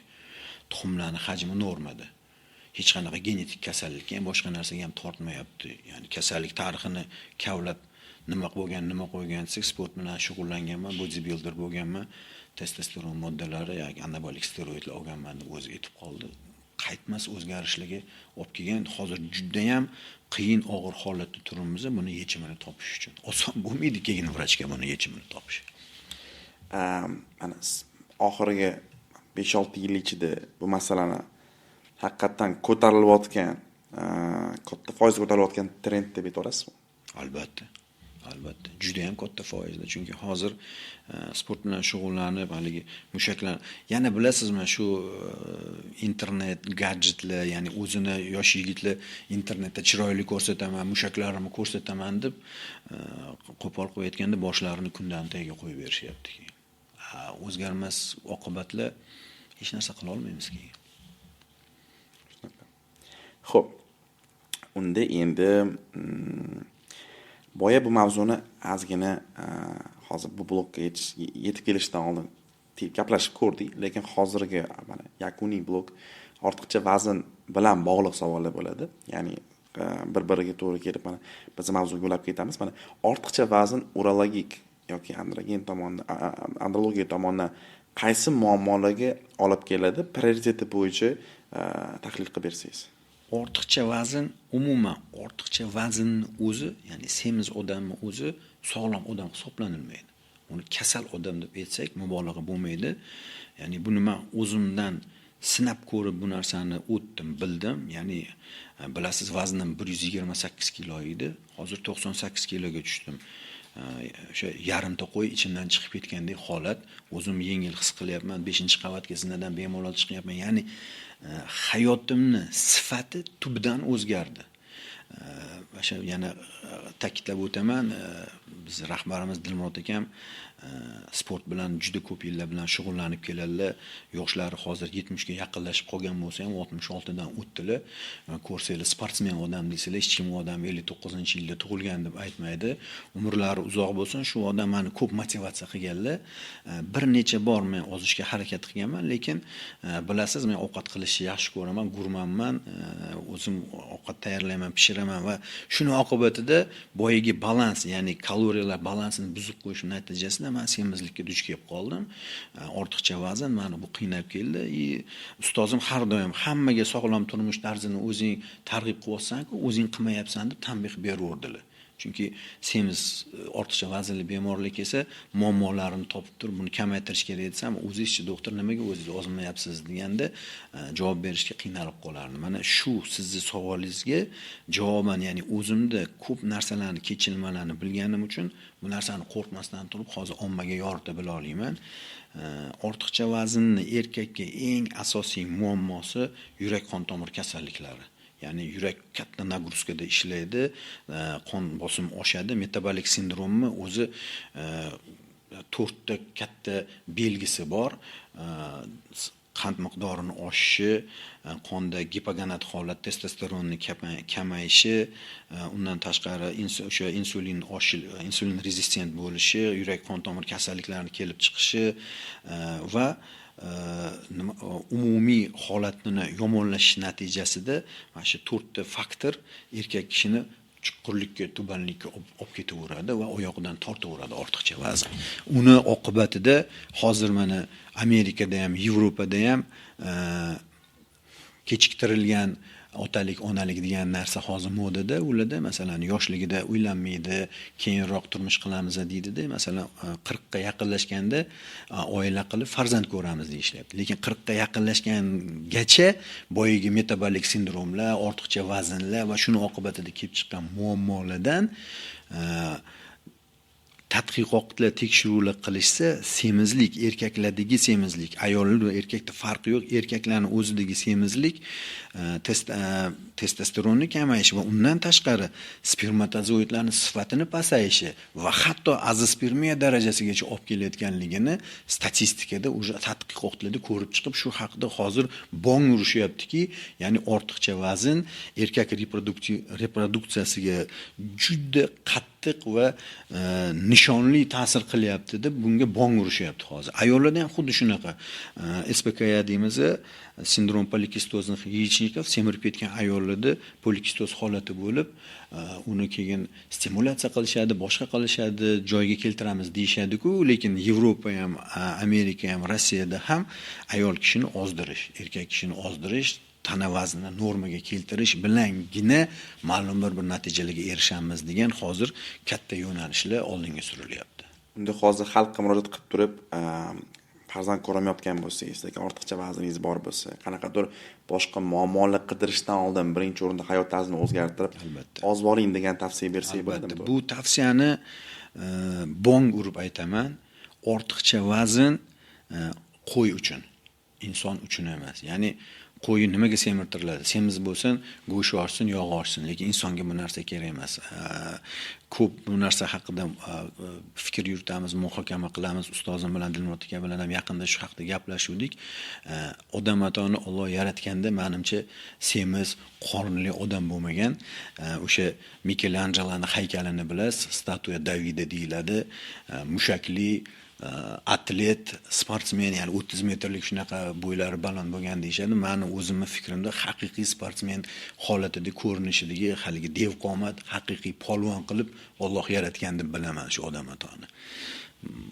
Mana shu savollarga javob deb shuni bilaman. Endi mana o'zi hozirgina anaqaga yetdingiz. Mana sabablari qanaqa deb sizni sohangiz mavzusi deb aytganda birinchi o'rinda baribir yurak qon tomir kasalligini diqqat bilan aytdingiz. Ya'ni endi men misol uchun nimadir o'rganayotgan paytim men hech qachon avtoritet fikrga emas, birinchi o'rinda baribir iloji boricha statistika va ilmiy tadqiqotlarga bag'ishlangan ma'lumot olishga harakat qilaman-da. Va yaqinda bitta tadqiqot ko'rib qoldim. O'zbekiston dunyo bo'ylab top 5 ta yurak kasalliklari o'limi sababli reyting kirib ketar. Endi yurak qon tomir kasalliklarining sababini ko'radigan bo'lsak, ichkilik, tamaki mahsulotlar, stress va ortiqcha vazn. Nisbatan, menimcha, ichkilik bilan tamaki mahsulotlar bizda katta trigger bo'lmasligi mumkin degan fikrdaman hozircha, chunki endi Rossiya yoki Yevropani ko'ryapmiz, bularda endi baribir ichkilik ritualga aylangan. Bizda unaqa katta muammo deb bilmayman bu narsani, lekin ortiqcha vaznni ko'chaga chiqib ko'rgan bo'lsangiz, har ikkinchi odam qo'pol qiladi. Ha, to'g'ri aytyapsiz. Endi bilasizmi, avtoritet, men o'zimni avtoritetni vrach deb bilmayman, men tajribam bor deb vrach. Yo'q, men aytmoqchi bo'lganim. Yo'q, mayli, bu endi umuman aytyapman. Hozir ya'ni tajribam, ya'ni uzoq yillardan beri ko'rib kelayotgan holatim bilan aytmoqchiman. Ichkilik bor. Bizda ichkilik bor. Ruju qo'ygan bemorlarimiz ham juda ko'p. Sigaret ham yaxshigina chekiladi O'zbekistonda ham. Ya'ni chekuvchilarimiz ham soni bu armiya darajasida bo'lsa kerak. Endi bunga mana shu ikkita nojo'ya ta'sir qiladigan ikkita faktorga yana semizlik qo'shiladigan bo'lsa, albatta birinchi navbatda yurak qon tomir kasalliklari oldinga chiqib ketib qoladi. Chunki qon tomirlarining buzilishiga asosiy mana shu 3 ta faktor qattiq ta'sir qiladi. O'lim kombosi deb qo'ysak. Da, o'lim kombosi to'ppa-to'g'ri aytyapsiz. Men avtoritet fikr deganim, o'zingiz ahamiyat bergan bo'lsangiz-chi, mana odamlar ijtimoiy tarmoqlar rivojlanib ketgandan keyin kritik fikrlash hunari juda ham zarur bo'lib qoldi. Chunki ahamiyat bergan bo'lsangiz, har odamlar har tomondan qanday ma'lumot beradi. O'zingizdan misol uchun urologiya yoki andrologiya masalasida ma'lumot qidirayotgan paytingiz, balki o'zini mutaxassis deb chaqiradigan odamlardan kelib chiqib juda ham ko'p afsonaviy ma'lumot ham ko'rgan bo'lishingiz mumkin. Bu masalada aytgan bo'lsangiz, fikringizga 200% qo'shilaman. Men hech qachon ijtimoiy tarmoqlarga o'zimni hech qo'ymagan edim, lekin oktyabr oyidan boshlab o'zimga maqsad qo'ydim. Sababi o'sha siz aytgandek internetda qo'shtirnoq ichidagi avtoritet spetsialistlar juda ham ko'payib ketib qoldi. Uni kimligini ham bilmaysiz, ish tajribasini ham bilmaysiz. Reklamasida 10 mingta, 20 mingta operatsiya qilib tashagan, unaqa edi, 5 ta sohani ustasi degan holatlarni gapirishyapti. Odamlar xuddi gipnoz bo'lib qolgandek o'sha odamlarni aytayotgan ishlari yoki borib kerak emas amaliyotlar, kerak emas davo muolajalari olib majruh holatgacha tushib qolishyapti. O'shaning uchun o'zimni ijtimoiy tarmoqdagi blogimni yurg'izishimdan sabab ilmiy ommabop bo'lsin dedim. Xalq to'g'ri tushunadigan, ilmiy tarafdan ham ommaga yetib boradigan darajadagi qisqa ilmiy ma'ruzalar, ilmiy mavzularni yoki kasalliklar bo'yicha shu ilmiy yondashib Amerika, Yevropa, Rossiya, Yaponiya, Xitoy olimlarini iqtiboslarini olib kelayotgan narsalarini tarjima qilib turib, ya'ni o'sha leksiyalar, boshqa kongresslardan o'tgan narsalarimizni tarjima qilib turib, xalqimizga ozgina bo'lsa ham yetarli darajada shu haqda ma'lumot berishga o'zimga maqsad deb bildim. Siz ham men taklif qilganingizda shu narsani maqsadga qo'yib bildimki, ya'ni ikkalamiz siz o'sha to'g'ri ovqatlanishni o'rgatadigan bo'lsangiz, sportni, kaloriyani tushunsangiz, men ya'ni andrologiya, urologiya fan tarafdan olib boradigan bo'lsam, meditsina tarafdan bu narsani tushuntira bilsam, xalq osonroq yetib boradigan maqsadda bu sizning taklifingizga men o'sha labbay deb ko'nib keldim. Men bu mavzu qabul qilish masalasi, avtoritet masalasida boyaga aytganim sababi, misol uchun, men siz chaqirganim sababi, men sizni avtoritetingizni va tajribangizni bilaman. 25 yillik tajribani o'zim sizni patsientingiz bo'lganman, ishonib kelganman. Bu narsani tushunaman, bu murojaat sifatida siz ham qo'shilsangiz kerak, kritik fikrlash hunarini rivojlantirib olib ketib ma'lumot qabul qilayotganda 10 marta nimaga, qanaqa qilib ishlaydi, sababi nima degan savol berish kerak. Albatta, juda ham to'g'ri aytyapsiz. Men даже shunaqa aytamanki, bitta meni fikrimni olmaylar deyman. Yana boringlar, eshitinglar, ko'ringlar hammasini, ya'ni xalqimizni, men aytyapman, yoshim 50 dan o'tgandan keyin otam menga aytib kelgan maqollari, xalqimizning maqollarini mag'zini chaqishni boshladimda, naqadar aqlli, dono xalqimiz bo'lgan, shu narsalarni bizgacha yetkazib keldi. 7 o'lchab bir kes degan narsalarni mana hozir yana shu narsaga aminmanki, bular bekorga aytilmagan. Hamma ha va yo'q degan savollarimizni bitta taroziga qo'yib, undan keyin bir ma'lum bir harakat qilishi bizni ko'rayotganligi xalqimizga, o'sha muxlislarimizga shu narsani ta'kidlab o'taman. Albatta, o'sha siz aytgandek mutaxassis ko'rish kerak. Qo'sh tirnoq ichidagi mutaxassis emas, litsenziyasi bormi? O'zi bu soha bo'yicha qancha yil ishlagan, nima biladi, tajribasi qanaqa darajada, u hammasi ekrandagi quruq gaplarga xalqimiz aldanib, adashib qolmasin, bu narsalarni aytamiz. Har doim muloqotimiz ochiq bo'lishini xohlayman. Shunaqa. Endi menimcha odamlar ozgina logika bilan fikrlash yoqib, o'ziga prosta nimaga, qanaqa degan savol bersa yechimiga keladi. Mana misol shu shogirdlar bilan biz ishlayotgan paytimiz, men har doim shogird bilan ishlashdan oldin biz hech qachon ajiotaj qilib turib, biz bilan olishish shart degan aniq beramiz. Hech qachon biz shogird bilan har doim boshlashdan oldin 40 daqiqaning ichida shogird ishlaydimi, ishlamaydimi? Birinchi maqsad ozish tizimi qanday ishlashi, qaysi xatolarga duch kelmasligi, qanaqa sog'liq jihatidan muammolarga duch kelmasligini hammasini tushuntirib, asosiy prioritet maqsadni, niyatni nima masala bo'yicha qo'yish tushuntirib, keyin oxiri xohlasangiz borib o'zingiz chiqib ko'ring. Vaqtingiz, asabingiz, kuchingiz, qiziqishingiz ko'p bo'lsa deymiz.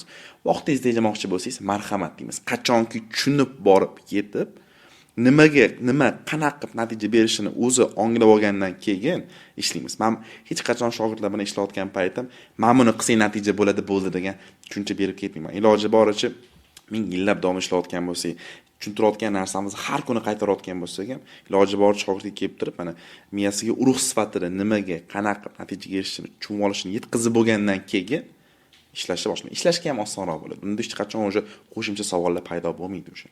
To'g'ri, biz hozir sizni uslubingizni eshitib turib, bizni uslubimiz bilan parallelligini hozir yana men amin bo'ldim. Kelgan bemorlarimizga shu ustozim Dilmot ekani bir oddiy tushuntiradigan formulalar bor. Biz xuddi oshpazmiz. Osh pishirib ber deb keldingiz bizga. Biz nima so'raymiz? Masallig'ingni ko'rsat deymiz. Ya'ni oshga yetadigan masallig'ing bormi, yo'qmi? Ya'ni o'sha erkakka ayolni zaxirasi, spermogrammasining ahvoli qanaqa, ayol kishini tuxum hujayralarining ahvoli qanaqa, tuxumlar yetilishi qanaqa. O'sha minimal analizlardan ko'ramizda bemorga senga, men hozir bepushtlik haqida gapiryapman. Ya'ni o'sha bemor holatida sizga mana bu narsalar tavsiya qilinadi. Bizda qildirasizmi, boshqa klinikada qildirasizmi, chet elga chiqib qildirasizmi, u endi sizni shaxsiy ishingiz, ya'ni o'zingizni xohishingizdan kelib chiqqan holatda shuni qilasiz. Lekin standart tekshiruvlarimizni Yevropa, Amerika standartlari bilan bir xillashtirib turib, bemorga biz variant beramiz. Ya'ni menda davolanish yoki menda operatsiya qilishing shart deb hech qachon aytmaymiz. Bu bizning shiorimiz. Men bu sizni yo'nalishingizga 100% qo'shilaman.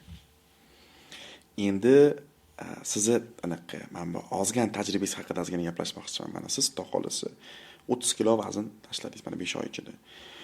Bu o'zgarishlardan keyin o'zingizni mana tajribangizdan kelib chiqib, o'zingizni hissiyotingizdan kelib chiqib, qanaqa mana erkak salomatligi nuqtai nazaridan hayotingizda o'zgarishlar sodir bo'ldi?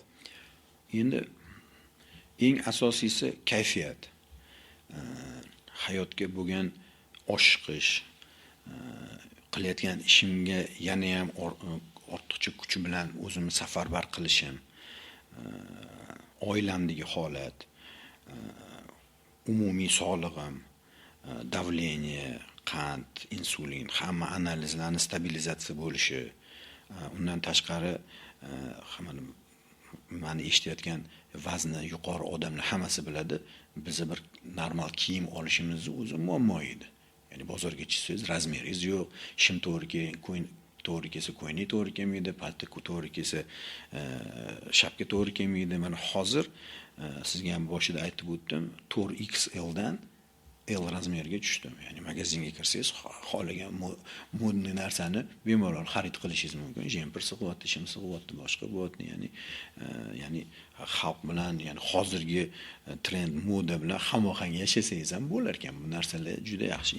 Asosiy yengillik, harakatchanlik, davleniyani o'ziga kelishi, yurakimga masalan vaznim ortiqcha paytda 98 ta minutiga urayotgan bo'lsa, hozir 72 ta uryapti. Har kuni aytib o'tdim, juda charchab kelsam ham uyga kelib, velotrenajyorim bor, yarim soatda 10 kilometr masofani bosishga harakat qilyapman. Silovoy nagruzkalar siz o'rgatganingiz bo'yicha, o'sha mushaklarni tonusda ushlab turish bo'yicha sizlarning darslaringizni ham ko'rdim. Ko'p motivatsiya berdingiz 5 oy ichida sizni. Undan ham oldin nima deydi, kuzatib borardim. Juda xursand bo'ldim siz shu narsalarga o'zingizni kuch-quvvatingizni safarbar qilib, eng asosiysi odamlarga oddiy tushuntirib beryapsizlar bu narsani. Ya'ni oddiy xalq ham, masalan, ya'ni tabaqa bo'yicha ham hamma tushunishga oson bo'lyapti. Mana shu narsalar menga yordam berdi. Rahmat sizga. Sizga rahmat. Siz fikringiz bo'yicha mana 21-asrda balki sodda savol bo'lishi mumkin, lekin menimcha buni chuqurroq yoritib bersangiz. 21-asrda erkak uchun jismoniy sog'liqni nazorat qilish va prioritet darajasiga qo'yish qanchalik muhim? Endi nima deydi, bu o'ta muhim narsa deb bilaman. Globalizatsiya zamonida tezlashib ketgan hayot, ko'ryapmiz, hamma jarayonlar tezlashib ketdi. Ya'ni sog'lig'imizni birinchi o'ringa qo'yib erkak odam o'zini sog'lig'ini, ehtiyotini qilmaydigan bo'lsa, ya'ni metabolik o'zgarishlarni o'zidan boya aytib o'tganimizdagi boyagi triadalar, ya'ni o'limga olib kelishi mumkin bo'lgan holatlar juda ham ko'payib ketgan. Stress, sigaret, ichkilik, kam harakatlik, semizlik, metabolik holatlar, yurak qon tomir kasalliklari, ekologiya, ya'ni o'zimizni sog'lig'imizni juda ham qattiq nazorat qilib ehtiyot qilishimiz kerak deb bilaman. Ya'ni hazillashib aytamiz, qarilikka pachag'i chiqib ketgan cholboboy bo'lib yetish ham mumkin yoki sport formasidagi aktiv yoshi katta inson bo'lib ham yetish mumkin. Ha, to'g'ri, inson qaysidir holatda bo'lishidan qat'iy nazar ma'lum bir vaqtdan keyin o'lim sharbatini tatiydi. Uni biz bilamiz, lekin uni qay holatda tatish ham katta ahamiyatga ega. Ya'ni hozirgi holatda farzandlar uchun ham oson bo'lmaydi. Yotib qolgan kasal odamni boqish, qarash u oson narsa emas. Shuning uchun qarilikka sog'lom yetish uchun yoshlikda sog'liqqa ahamiyatli bo'lib, buni saqlashni birinchi o'ringa qo'yish kerak deb bilaman. Qo'shilaman gapingizga. Buni ustiga yana bitta muhim mavzuni ko'tarmoqchi edim. Menimcha bu mavzu ko'pchiligiga ko'rinmas, bekinib turadigan mavzu. Bu narsaning muhimligi mana boyaga aytganimdek, asosan shogirdlar bilan ishlayotgan paytimiz bizga murojaat qilib beradigan shogirdlar oldin o'z boshimchalik qilib yoki internetdan yoki boshqa uslublar orqali ozib ko'rishgan, misol uchun. Qanaqadir natijada qilib ko'rishgan, faxrlansa bo'ladigan natija qilishgan, lekin eng achchiq tomoni afsuski amal qilayotgan uslublari aniq vaqtincha bo'lgani sababli ma'lum bir sabablar niqasida buzib turib qayta vaznga olishgan. Bu sabablaridan biri boyaga aytganimdek radikal podxod. Ya'ni bundan voz kechish, buni mutlaqo yemaslik, oltidan keyin yemaslik va hokazo. Jamiyatda yashaydigan odamga to'g'ri kelmaydigan narsa, chunki biz g'orda yashaymiz. Shogirdlarga har doim aytaman. Bunaqa holatlarda shogirdlar radikal podxod bilan qattiq dietaga o'tirgani sababli, misol uchun mana qanaqa misolda, men shunchalik bema'ni dieta formatlarini eshitganman, oyberga apelsin bilan tuxum yeydigan dietani eshitganman. Kuniga 6 ta tuxum bilan 3 ta apelsin yesang olasan degan. Ozishini sababini ikkalamiz bilamiz. Kaloriya tanqisligi sodir bo'lgani. Chunki 6 ta tuxum yeydigan bo'lsa, qo'pol qilib aytganda, 500 kaloriyadan oshmaydigan bo'lsa, bu yerdan 2 ta apelsin uzoq bilan 700 kaloriyali ratsion bo'lyapti. Lekin ilmiy tadqiqotlar bo'yicha bizning mavzuda qanchalik kaloriya tanqisligimiz yuqori bo'lsa, bu bekim bo'lgan bitta muammodek ko'pchilikga sezilmaydigan. Shunchalik bizni, mana misol uchun bilamizki, katabolizm jarayonida mana tanqisligiga tushgan paytimiz biz anaqa hujayralar buzilishi, qo'pol qilib aytganda, sodir bo'ladi. Yog' va muskul, mushak bu quvvat manbai hisoblanadi. Ozotgan paytimizda biz faqat yog' sababli ozmaymiz. Muskul bu ham bizga energiya tanqisligini yopish uchun bir energiya beradigan manba hisoblanadi. Qanchalik quvvat iste'moli past bo'lsa, tanqisligimiz o'ta yuqori bo'lsa, muskul ketish imkoniyati kattaroq bo'ladi va 700 kaloriyaning ichida yetarlicha kunlik oqsil normasini yetkazish ham qiyin masala. Keyin men har doim duch kelib ko'radigan muammoyim, odamlar tez natijasi orqasidan yugurib, qattiq tanqisligi, jo'skiy dietaga tushib, ko'rmoqchi bo'lgan tez natijasiga erishadi. Buzib turib, battar vazn yig'adi, lekin battar yig'gan vazni tashlagan vazni 60 ga 40 muskuldan yog' bo'lgan bo'lsa, battar yig'gan vazni 100% ga yog' bo'ladi. Chunki muskul orttirishga na gipertrofiya yo'q. Imkoniyat bo'lmaydi. Da, imkoniyat muhit yo'q muskul orttirishga. Faqat yog' orttirishga muhit bor. Chunki kaloriya profitsiti sodir bo'ldi. Sog'ingan yeyishi mumkin emas bo'lgan narsasini srif bo'lgandan keyin qayta iste'mol qilib oldi. Va qarasangiz, oxiri bitta erishgan natijasi 6 oy, 1 yillik masofada ozish bo'lmagan. Jarayonda muskul yo'qotish bo'lgan. Qanchalik odamzodni, mana odamni hayot tarzida muskul borligi muhim, qanchalik bu umumiy sog'lig'imizga va uning ustiga yosh o'tgan sari bizga foyda va sog'lig'imizga to'g'rimi-to'g'ri muhim narsa deb o'ylaysiz. Endi yana o'sha dono xalqimizni maqollariga qaytaman. Tabib emas, boshidan o'tkazgan tabib deydi. Siz aytgan hamma holatlarni men o'zim boshimdan o'tkazganman. Ya'ni o'zboshimchalik bilan qilmadim, ya'ni o'sha to'g'ri ovqatlanish bo'yicha dars o'tdim, o'qidim, o'rgandim, 2 oy ichida 20 kilodan oshiq vazn tashladim. Lekin har doim o'sha vazn tashlayotganimda qachon bu dietam tugaydi, qachon bu programmam tugaydi va qachon men ovqat yeyishni boshlayman degan o'zimga bir ustanovkam bor edi, ko'rsatmam bor edi. Tugaydi, shu bilan boshlayman. Siz aytgandek, srif yeb qo'yish va tez vaqt ichida vaznni 2 barobar ortig'i bilan olish bo'lgan.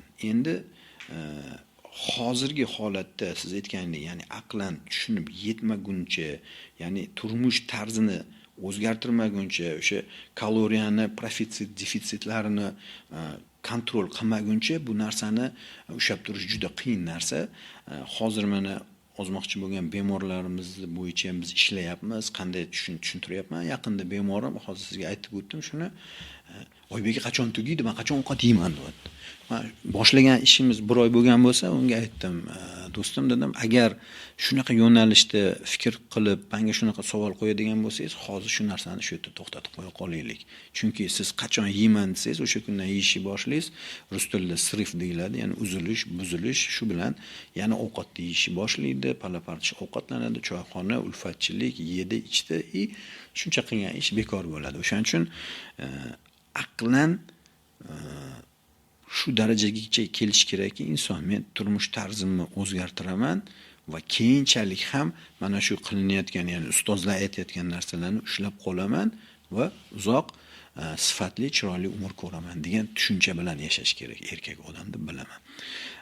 Endi sriflarda, конечно, bu og'ir narsa, tez yig'ib oladi. Bu narsani mushakka roli, ya'ni insonda mushak bo'lmasa, u bo'ldi, tirik odam hisoblanmaydi. Ya'ni suyak sistemasini ushlab turadigan, bizni harakatlantiradigan va mushaklarning ichida, miyotsitlarning ichida bo'ladigan biokimik jarayonlarning o'zi bu endi Allohning yaratgan mo'jizasi deb aytaman. Bu narsani insonning o'zi mo'jiza, lekin даже mana diabet holatida ham mushaklarni ishlatib turib, katta mushaklarning hisobiga utilizatsiya glyukoza deyiladi. Ya'ni sahri, shakari mushak orqali utilizatsiya, ya'ni parchalash ehtimoli juda yuqori ekan. Glikogenga bu ya'ni harakat, oddiy o'tirib turganning o'zida 10 marta o'tirib tursa ham bemor uchun yoki o'sha inson uchun juda katta foyda bo'ladi.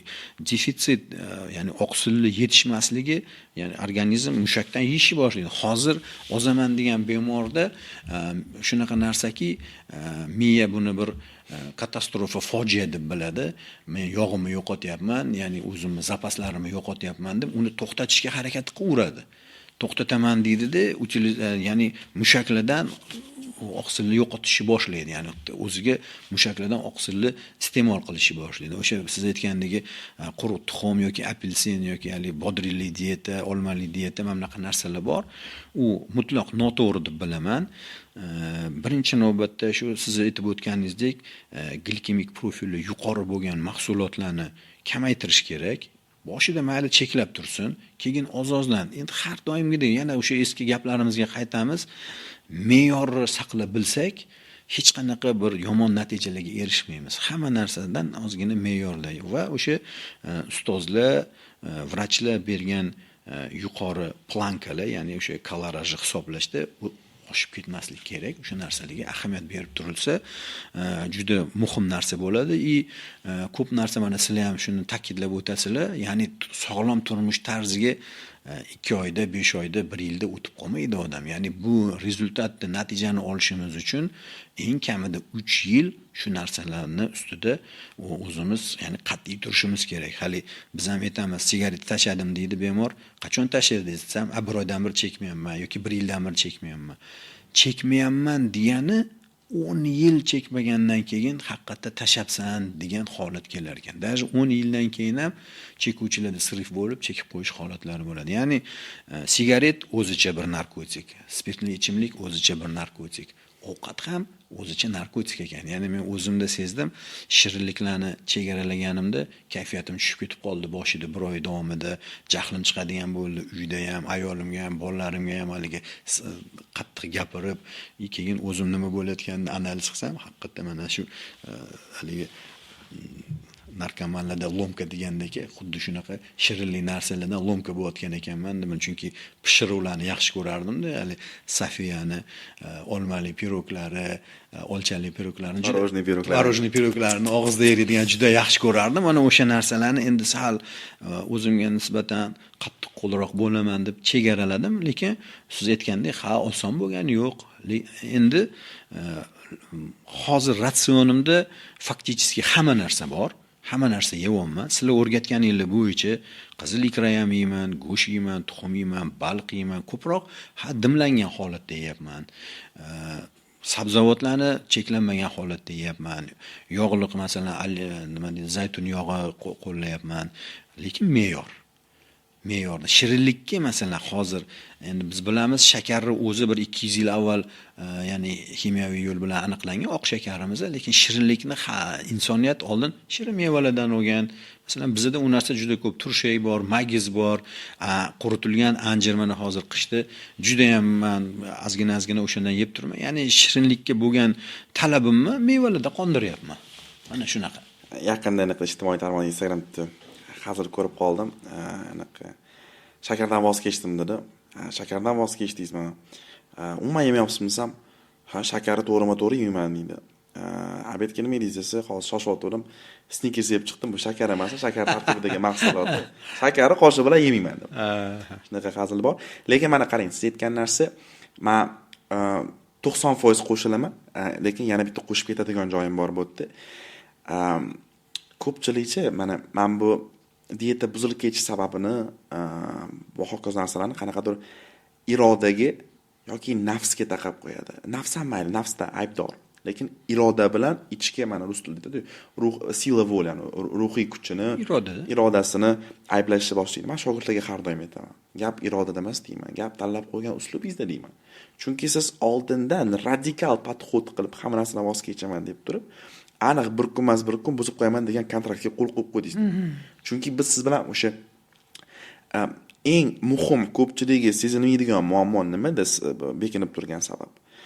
40 yil yig'ib qurib kelgan taomlanish odatlarini bitta chertkanda o'zgartirib bo'lmaydi. Bo'lmaydi, to'ppa-to'g'ri. Butun umr oshib yurgan odamni endi kelib turib grechka bilan tovuq o'tkazib olmaymiz. To'ppa-to'g'ri. Ertalab turib yopgan nonni issiqqina olib turib qaymoqga botirgan odamni endi ertalab faqat ana sabzavot yeng, pomidor botiring kelsa olamiz. Men juda ham bu fikringizga qo'shilaman. O'zbek xalqini, ya'ni osh mahsulotimiz, ya'ni osh taomimiz bizga har doim aytaman, genetik darajada bizga singib ketgan, ya'ni butun genlarimizda bor. Belarusiyalik do'stim bir hafta O'zbekistonga kelib har kuni ertalab osh yegandan keyin hali dodlab yuborgan edi, men boshqa yeyolmayman deb. Lekin o'zbek masalan bir oy to'xtovsiz osh yesa ham bemalol uni sevib, yaxshi ko'rib iste'mol qiladi. To'g'ri aytyapsiz, bu ming yillar davomida bizni qonimizga singib kelgan, ya'ni bizni traditsiyalarimiz o'zidan chopib tashlab boshqa qilish juda ham qiyin. Ha, bilamiz, ertalab issiq non, patir non bilan Husayn uzumi, qaymoq, chig'atoyi qaymog'i deymiz. Ular juda bir nima deydi, bu bizani traditsiyalarimizga singib ketgan juda taomlanish uslublarimiz. Ha, me'yor va uslub. Me'yor va uslub. Ya'ni sizlar bergan uslub o'zini oqlab chiqdi. Ana o'sha narsaga to'g'ri yondoshsa, menimcha yillar davomida bu uslubni qo'llab hech qanaqa kamomadsiz yashasa bo'ladi. Men anaqa bir xil shogirdlarcha mana tez mani oldimga garantiya qidirib kelishadi. Mana konsultatsiyaga kirishgan payti yoki bizlarni menejer bilan gaplashayotgan payti biz shogirdlarga nima deymiz? Bizni oldingizda bo'lgan olayotgan mas'uliyatimiz yordam bermayotgan, yechmoqchi bo'lgan muammoimiz ozib natijaga erishish emas deymiz. Maqsadingiz faqat oziq olib turib natija qilish bo'lsa, konsultatsiya qo'ng'irog'ini bo'ldi qo'yib turib, Google ga kirib ozish uchun diyeta deb tersangiz 250 ta har xil uslubda chiqib keladi. Lupoyda ozib olasiz deymiz. Lekin uni saqlab qolasizmi yo'qmi boshqa gap deymiz. Biz sizga keyinchalik katta imkoniyatni saqlab qolishga yordam beramiz deymiz.